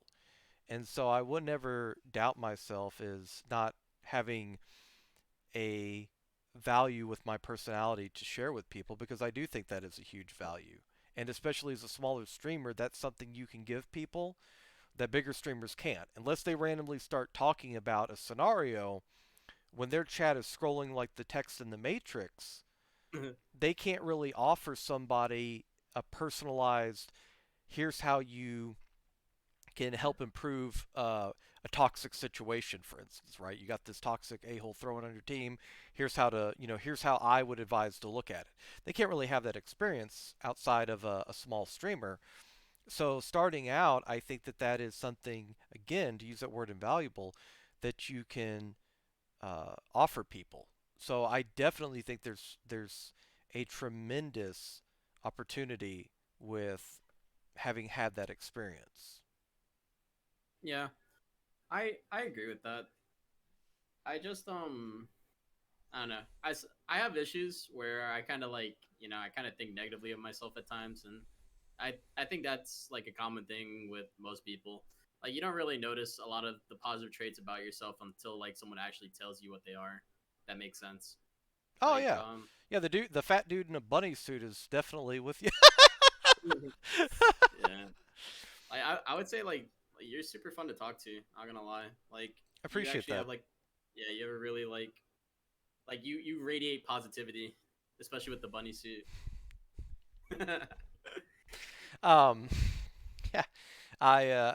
The funny thing is, people always are like, oh yeah, but you just wear that for the podcast. No, I definitely just went out and got the mail before this interview, and waved to my neighbors out in 85, 88-degree weather in a bunny suit with socks and sandals. Um, so and then I walked back inside, and I'm sure this has like a cottontail. So I'm sure my neighbors were like, "What in the absolute?" Because they don't see me leave. Because I'm a more of a night owl. So like if I go out, like I go out super early in the morning to work out, but otherwise they don't. They don't see me unless I'm going out late at night. So their first interaction with me in probably a year is me walking out there in a pink bunny suit. So I'm gonna just let that percolate. I'm gonna let their thoughts on that one. Um, Okay, I'm going to actually take just a second. I'm going to run use the restroom real quick because thank you, caffeine. But I do want to kind of leave you with something to think about for when we get back. And that is with your competitive personality, because I think that that's fair to say that you are a very competitive person, correct? Yeah. Okay. So with your competitive personality, how are you kind of learning how to channel that from a competitive scene in a video game to a content creator, like being competitive as a content creator? So if you want to Um, talk about that now, I can run to the restroom, or you can wait until I get right back. That is completely up to you. Nah, he's as casual as they come. I'll wait until you come back. Okay, all right. I will. Screwed that up. Okay, give me just 1 second. All good. Turn off camera. There we go. Okay. I don't know why that did that. Okay, I will be right back. We're alone, chat. We're alone. I'm not gonna be weird. I'm gonna mute my mic until he's back.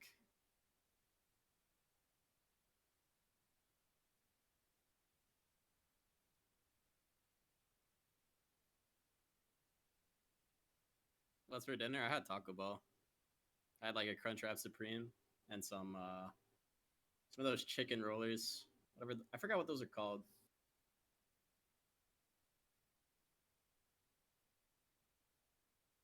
Dude, but I didn't get a Baja Blast, which made me really sad. But it's whatever. I'll get it next time. I gotta stop talking to his chat. I'm gonna stop being weird now.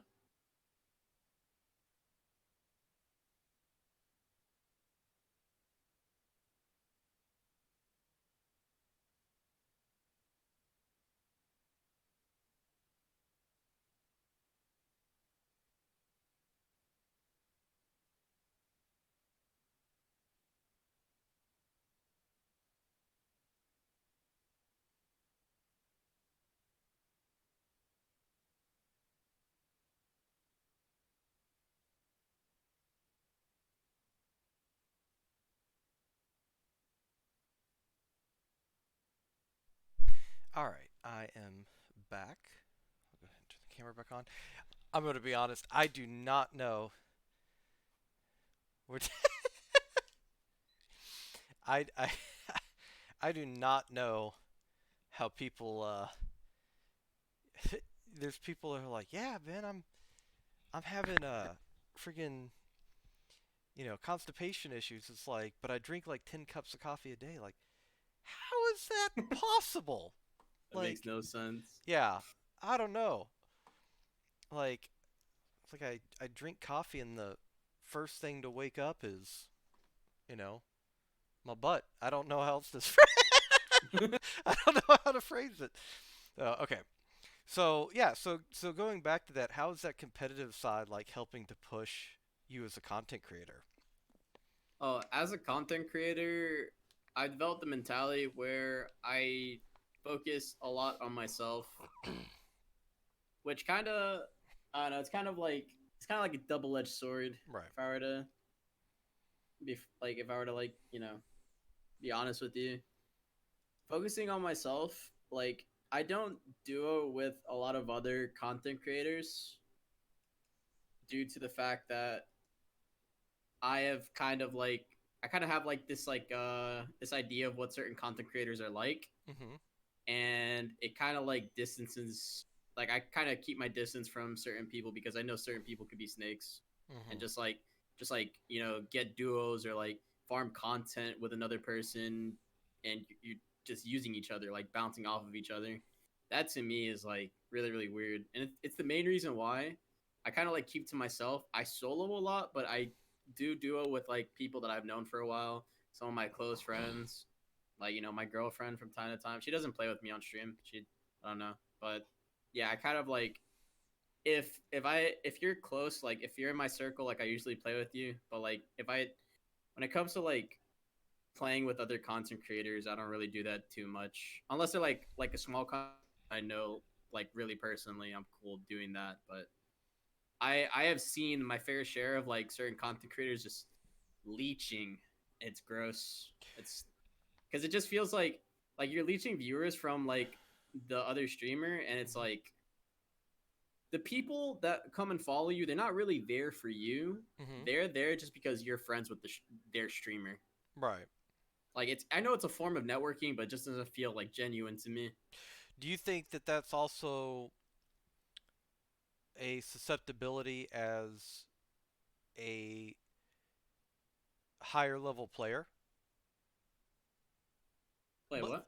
Okay, so let me rephrase that. So, do you think it's more not more common, but it is a concern too that when you get to a certain level, you were rank 1, you were 4600, or above 4600, but I don't remember the exact number.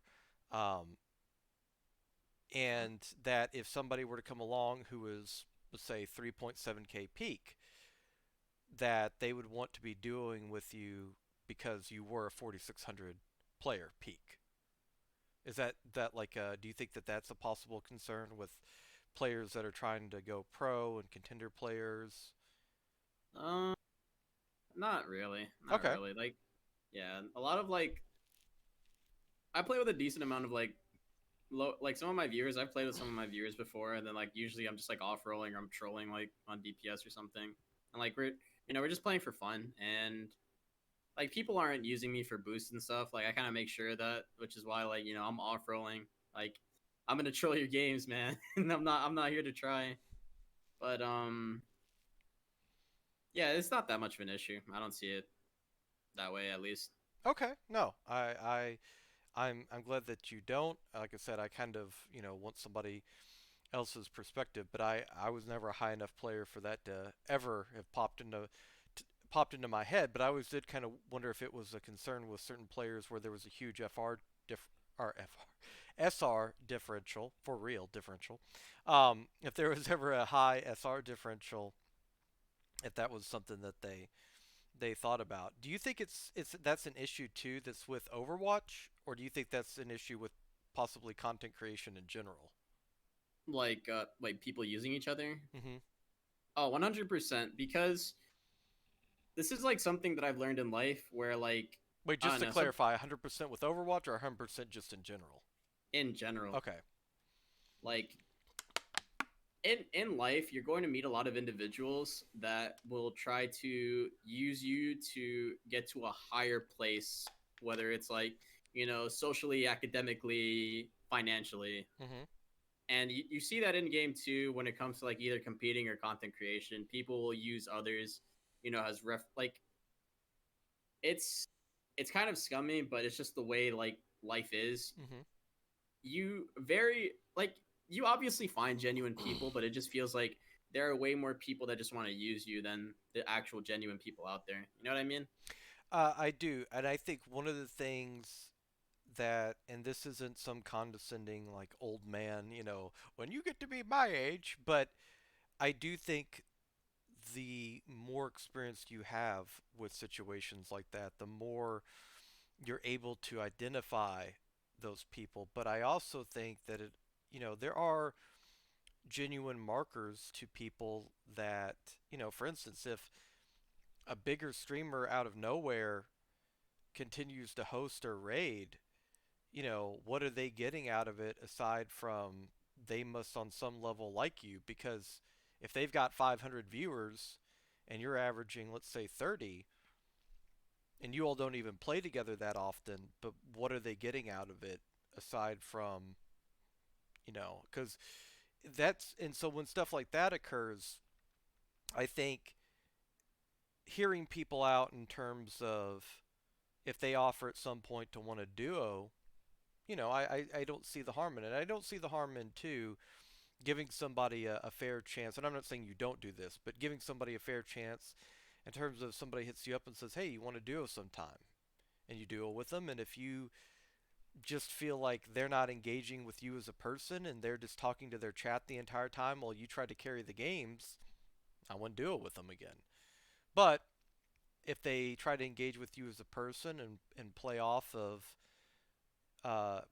you, and they invite you to other stuff, I think that is that's a really really cool thing, because it's always great if you can to make friends who have not only just common interests in terms of hobbies but also of occupation, because you're allowed to, and also too, another way to kind of, I don't want to say mark, but to kind of understand where people are coming from with that as well, is that I think people also share the same fear.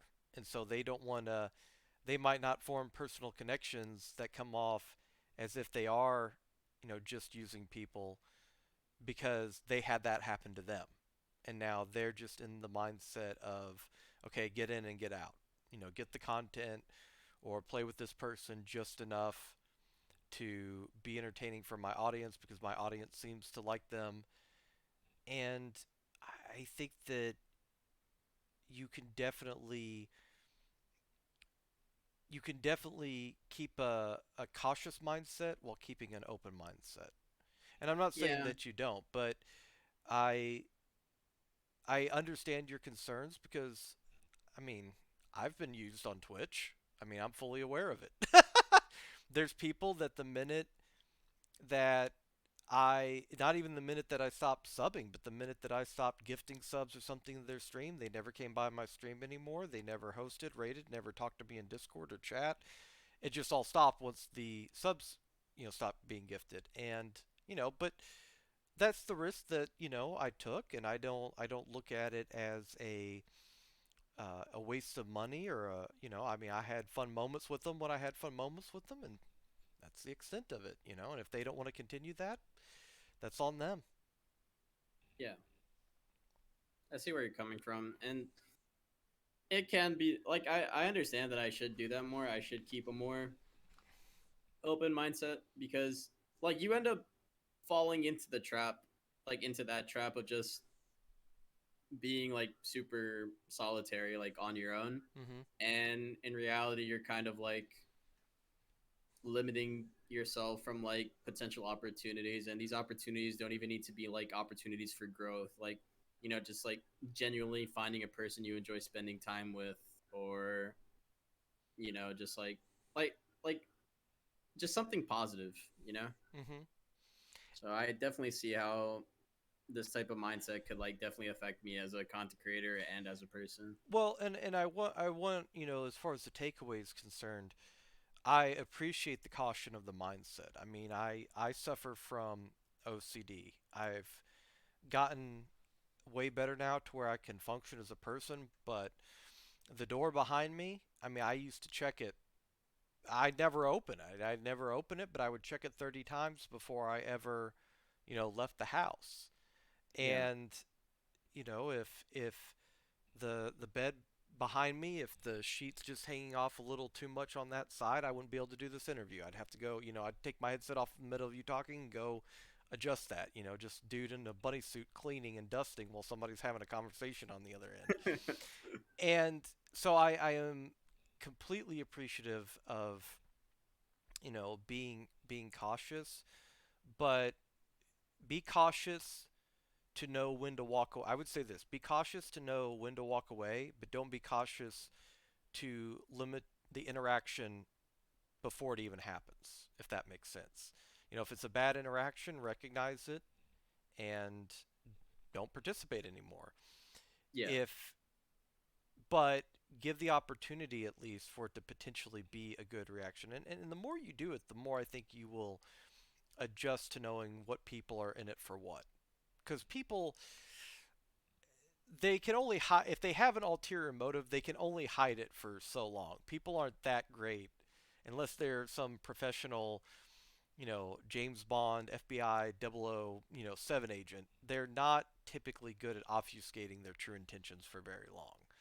Um, so I just, and going forward, if the opportunity arises to meet somebody, give it a shot, see what happens.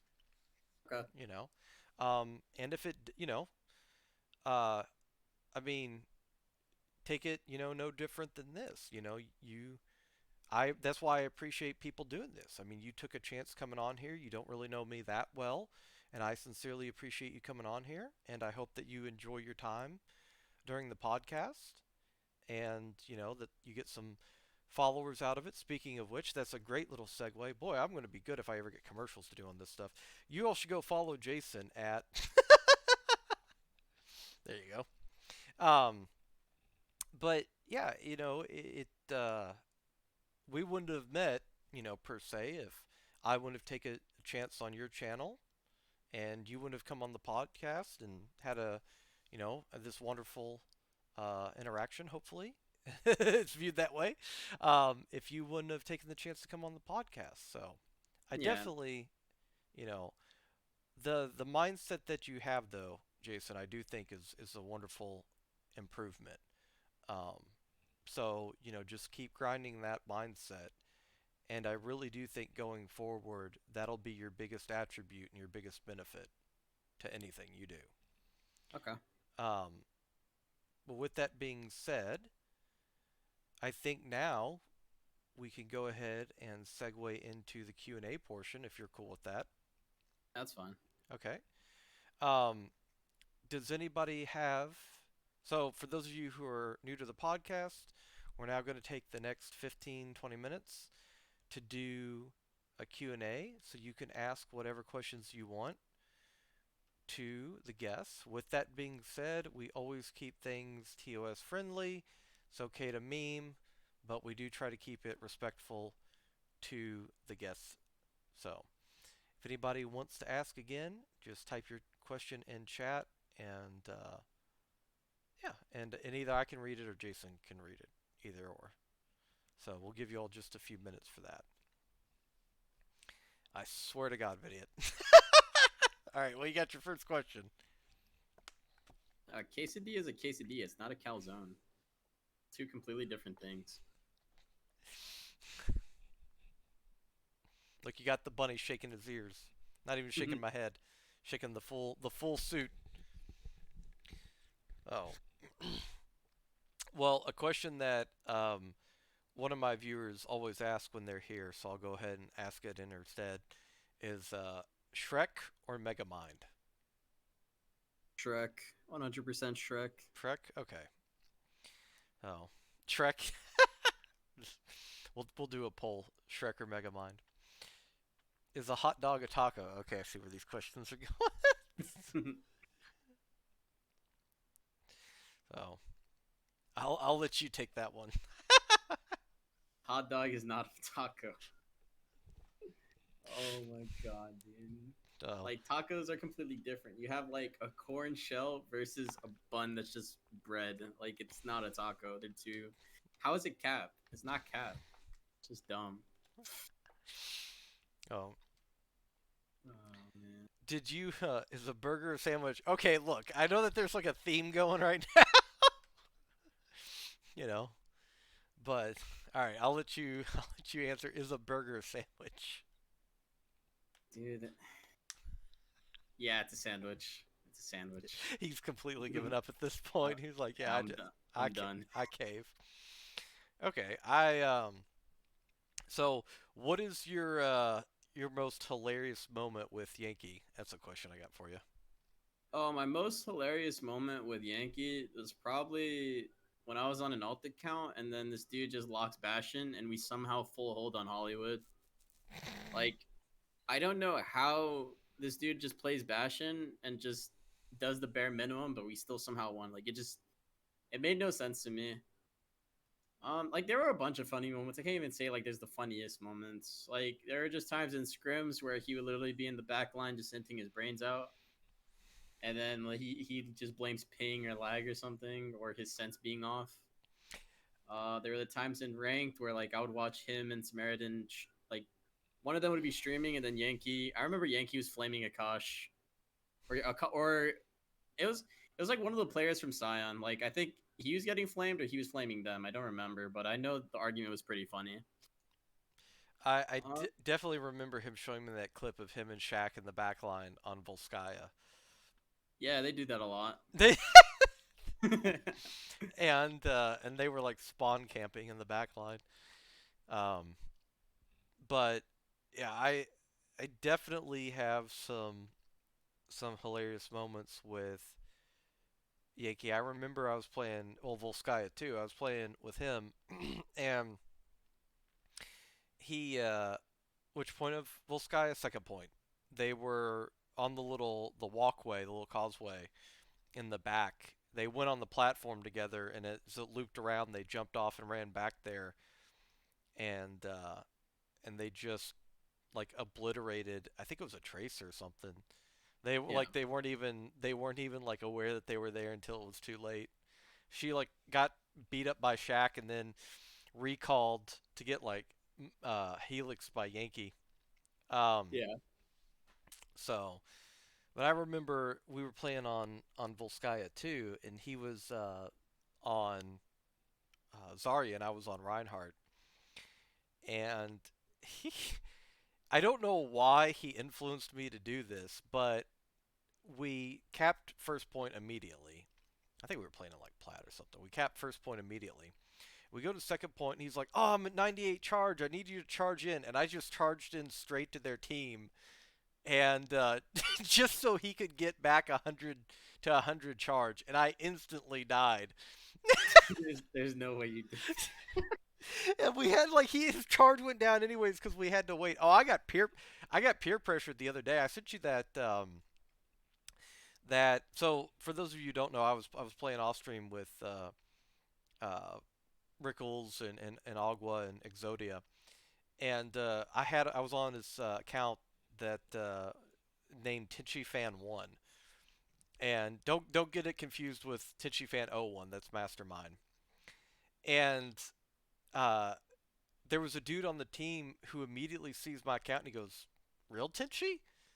And I was like, "Oh," and I didn't say anything. And he kept saying like, "Always be charging." Yeah, you can't get gold damage if you're not charging on Reinhardt. That's what Tenchi always says. That's true. Those are words to live by. But Actually. I kept just like aggroing into the team, and it was working. But at one point, he just kept calling me Tenchi, and Rickles goes, "That's actually not Tenchi," and the dude goes, "Oh, well, because they both play the same. They both feed their asses off." And then he tried to peer pressure me. He's like, "Okay, well, I'll know if you're the real Tenchi if you just tank difference one of them right now." And so I definitely pinned the baby diva off the map on Route 66, and then spammed MTD. Um, Nice. so hey Bentley, welcome, buddy. Um, so yeah, it was definitely interesting. Uh, and I don't know. It's just moments like that, like are they still bring fun moments to the game. So I don't want to ever look at the game as all bad because it's definitely been a lot of fun moments like that. Shift is a better W. Yeah, what was it? What it's worth waiting at attack spawn to pin the enemy Rhine off the map.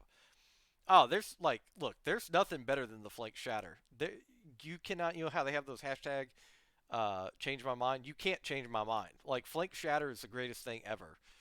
Or Hanamura first point if you're on defense is waiting up at uh, that little room that overlooks the gate and just Yeah. jumping down and charging the enemy Rhine back into your team is like the greatest thing ever.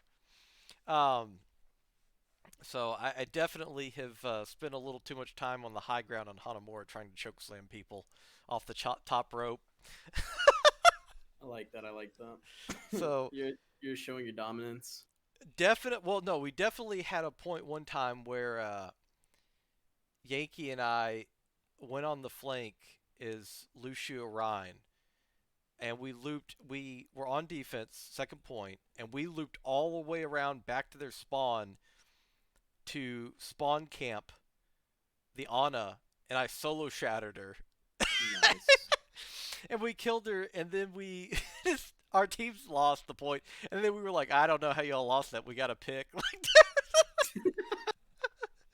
just, just like trolling them. But I don't know. There's so many good moments on Hanamura. I hate that it's such a bad map. I'll tell you one more. I definitely pinned a Doomfist back to his spawn and killed him, and said that I brought him back to spawn so he could pick a better hero. Um, oh, Doomfist. So, all right. Does anybody have any more questions, not food related, for Jason? So, what would you like to see in Overwatch 2 if they come out with the? Oh, okay. Here we go. Actually, I'll save that one. What was your favorite meta? My favorite meta? Mm-hmm. My favorite meta was probably Double Shield, Bat Brig, Genji Ash.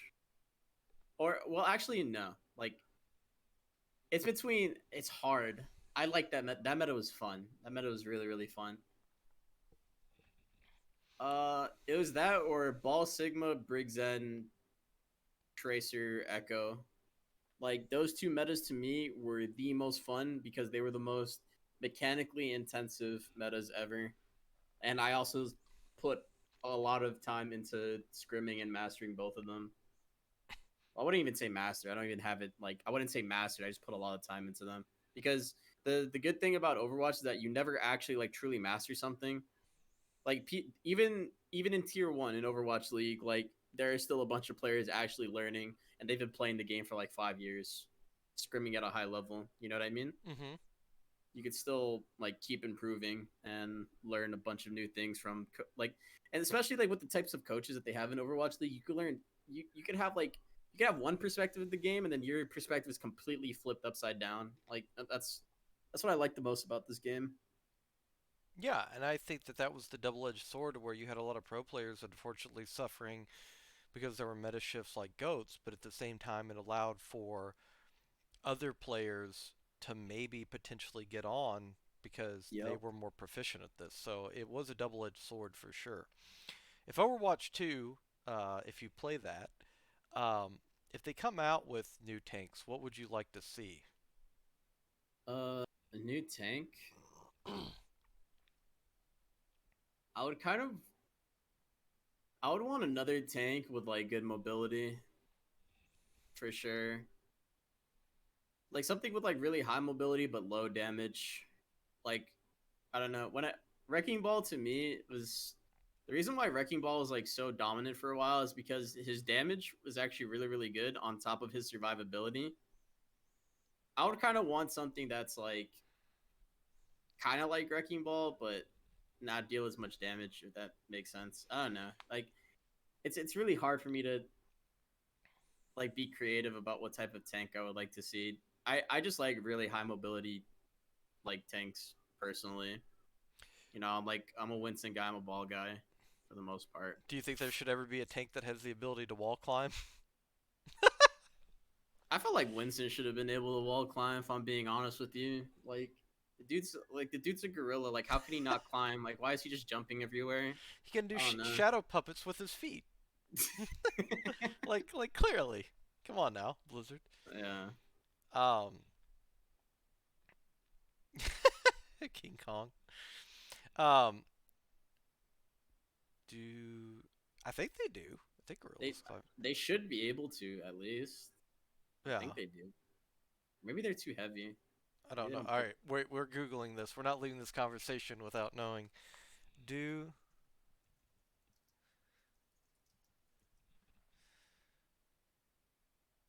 gorillas can climb trees, but are usually found on the ground in community? Okay, so yeah, they can. They can, yeah. So they're like 600 pounds. Yeah, 600 pounds of muscle. Like no. They're super strong. Oh yeah.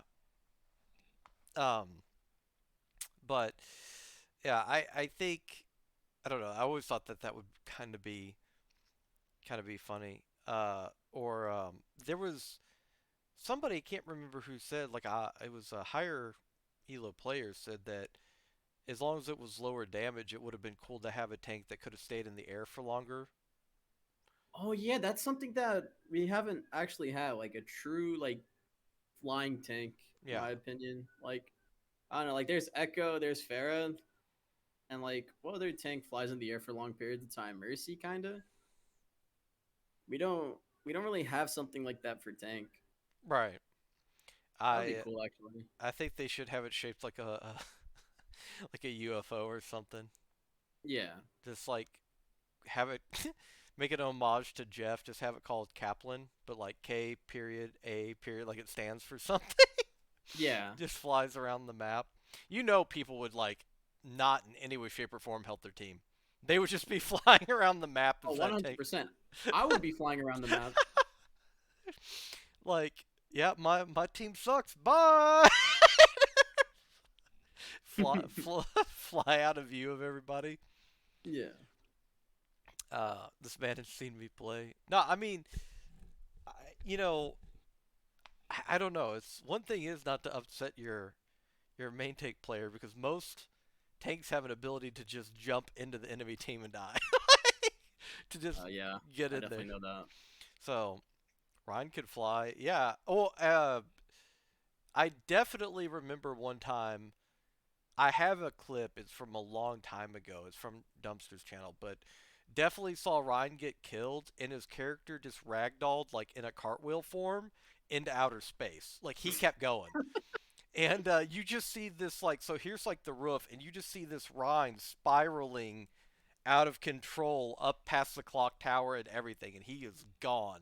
But it's in this like super cartoonish like wow wow um the kind of guy to go for pins on far. I'm not gonna lie, like the moral decline if you're a far or echo and you get pinned by a Rhine from somewhere, like there's just no recovering from it. Yeah, exactly. On six Your point, mental is like shattered. he jumped on Lucio's head. I got booped in the air by a Junkrat as I was charging on Rhine, and I coasted all the way along that long roof on second point Hanamura, like out by the shrine, like outside. I coasted all the way back to my team. Yeah. Um, Oh, oh, and also Big Papa Reinhardt. I saw that clip. That was from Torn Planet. I remember that clip. He jumped on the on the Lucia's head. It was a funny clip actually. team couldn't deal with pharmacy, and I managed to charge the Mercy. Well, hang on. Let me. I hate to do this, but I have a I. You know what? Actually, I tell you what. I'll do it. I'll do it. Last second here. Not as we're still talking, but I have a clip of charging Mercy, and it was pretty Pretty priceless. epic. Yes. It made it to Noob Hunter. It's like the only time I was so upset because this made it to Noob Hunter, but my four hammer kills as Torb didn't. I was very surprised by that. Like that one was the one that made it, but Yeah, whatever. I can't watch like Fresh Nuts or Noob Hunter anymore because it's literally just all the same stuff. You know, Yeah. just funny J3 clip of him screaming after dying in a dumb way, or just I don't know, people doing the Sigma jump challenge, or a diamond player kills five people that don't look at him. Like, I don't know, or a person smurfing and they kill five. It's like I don't know. It's just not that entertaining. No, I definitely agree. Let's see here. Um, uh, uh,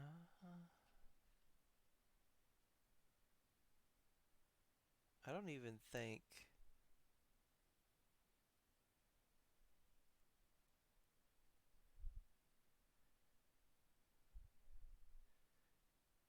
Dang, how far down is it?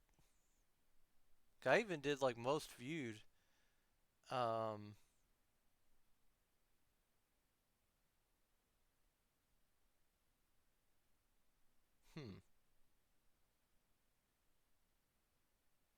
hmm. Okay, here I'm just gonna. What is this one? Oh God. Oh, okay. Yeah, here you go. Hang on. This isn't. This is one of them. Yeah, I'm like a magnet for pinning mercies. It's kind of weird. Here you Let's see it.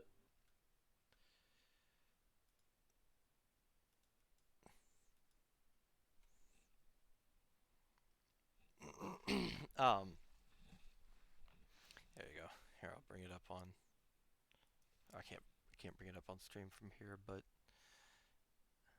Let's take a look at it right now. Actually, yeah. Uh, so were there any? dude, dude, what the the mercy flew into it. Oh man. Sleepy, thanks so much for the raid, buddy. I appreciate it.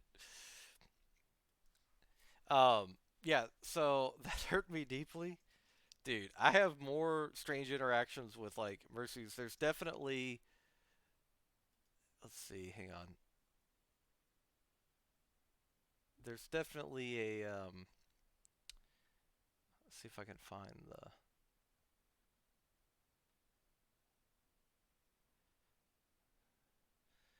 calculation. Trying to find this one. Oh, that's why. Okay, I need to sc- scroll up. Um.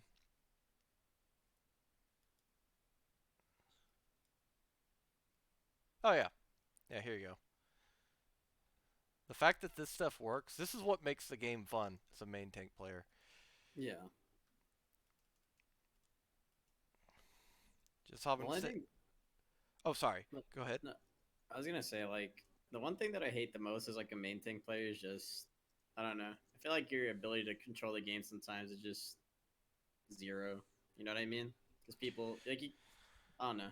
That's the one thing I've always complained about in main tank is that like your impact isn't like you don't have as much impact as like an off tank player or like a DPS player. You know what I mean? Well, I think that you do have a large impact, but I think people severely overestimate it. Hmm. They again, it goes back to that what we were talking about before, we even started the podcast. Like you can't just jump in as a Winston. Okay, that Yeah. works in gold, but it doesn't work the higher up you go. You will get deleted. Um, Even with Nano, you will get deleted. And you can't just jump in on cooldown. You have to strategically wait for cooldowns to come out, resources, or take a high ground drop and then jump out, etc., etc., or wait for a target to isolate themselves. You have to be watching and waiting for things, and people just expect, oh, you're a dive tank, go. That's just not how, Yeah. how it works. So I think that there's a lot of people that expect more from tanks that is feasible. If you're a Rhine, your shield's gonna break. At some point during a fight, if a fight lasts long enough, your shield's gonna break.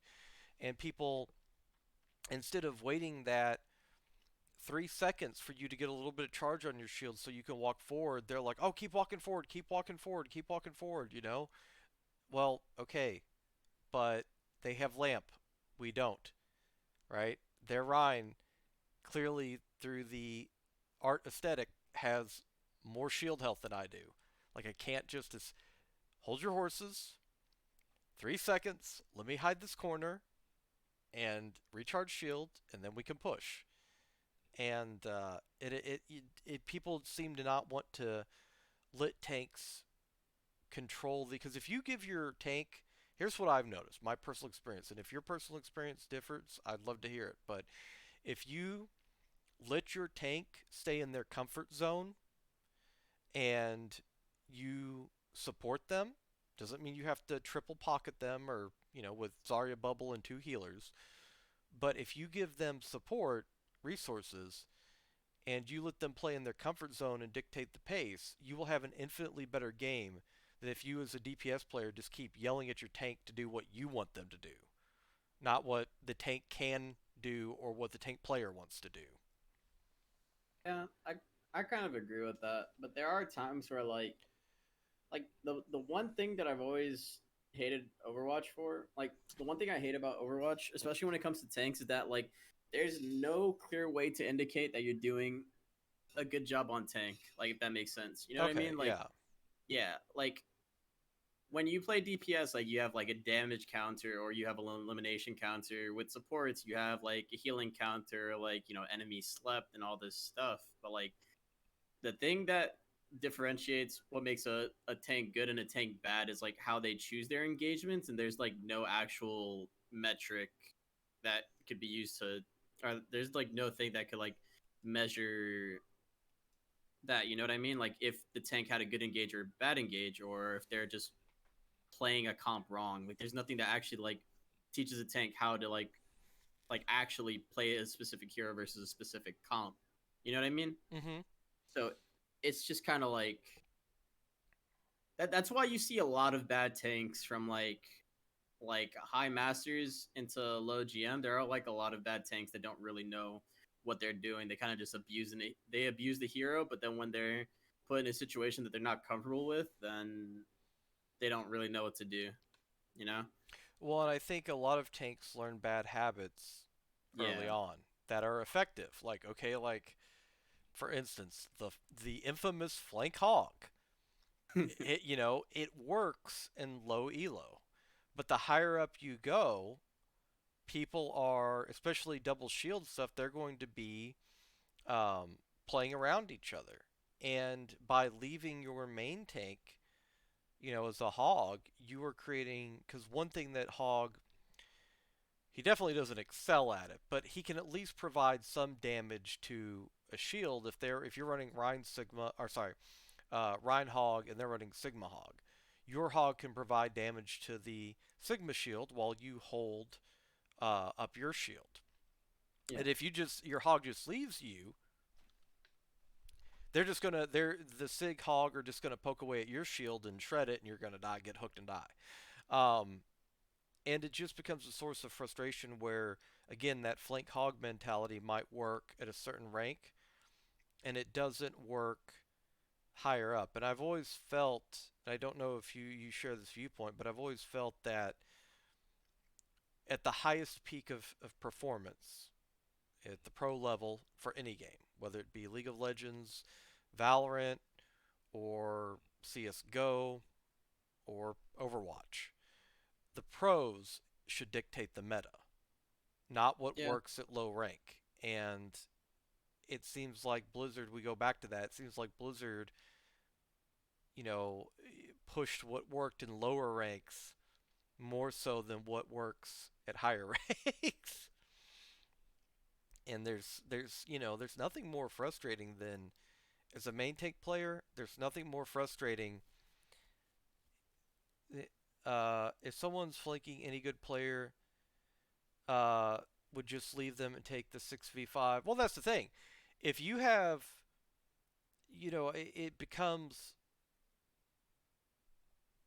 it becomes a source of infinite frustration. Again, Jason is higher SR than I will ever be in this game. His dumpster says famously he smurfs above my peak.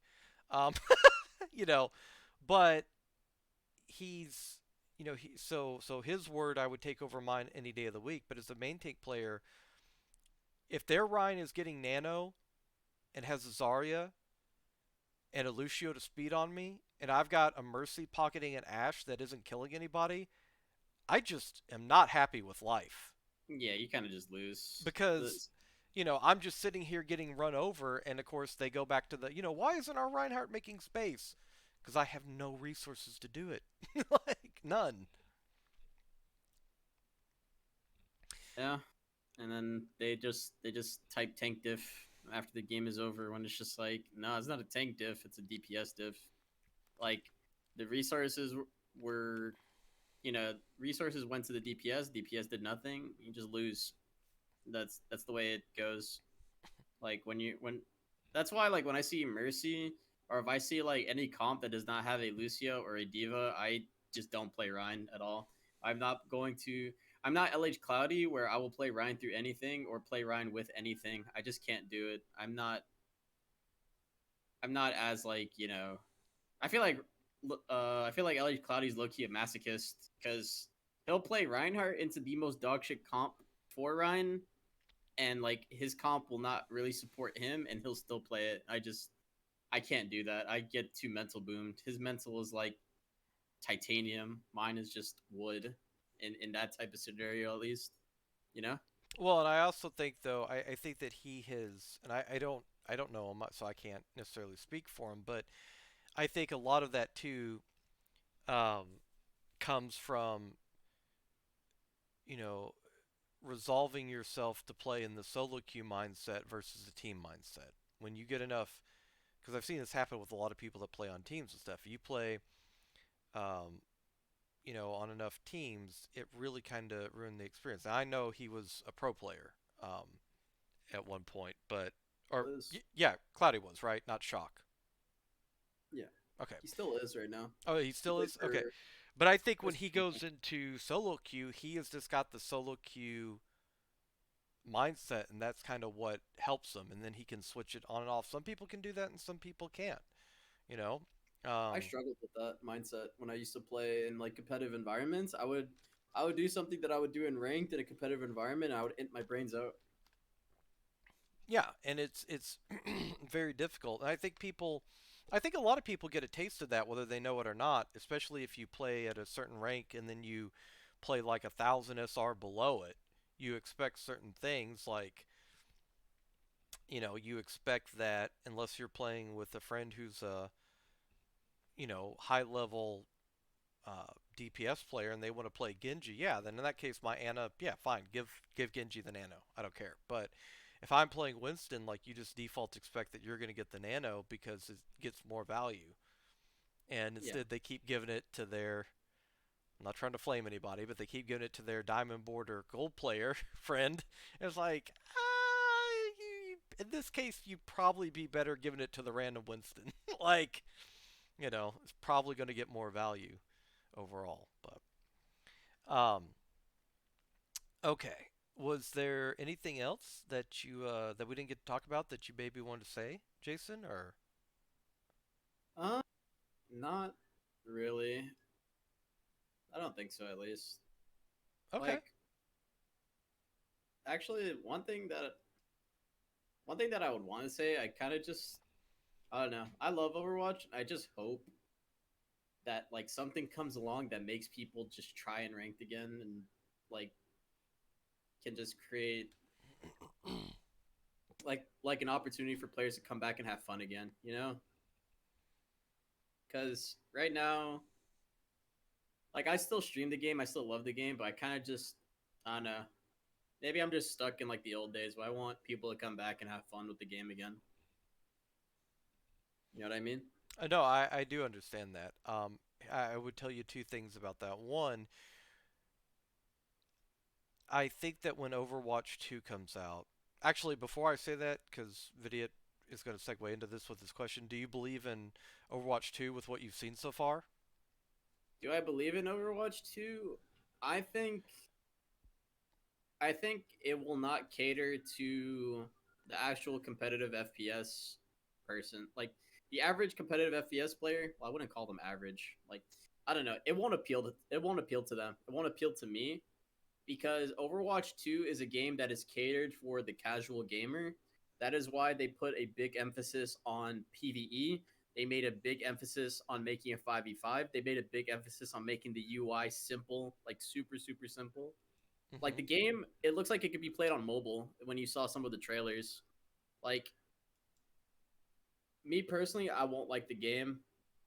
I think it'll do well at the start, but it'll start to fall off if they don't keep up with consistent content.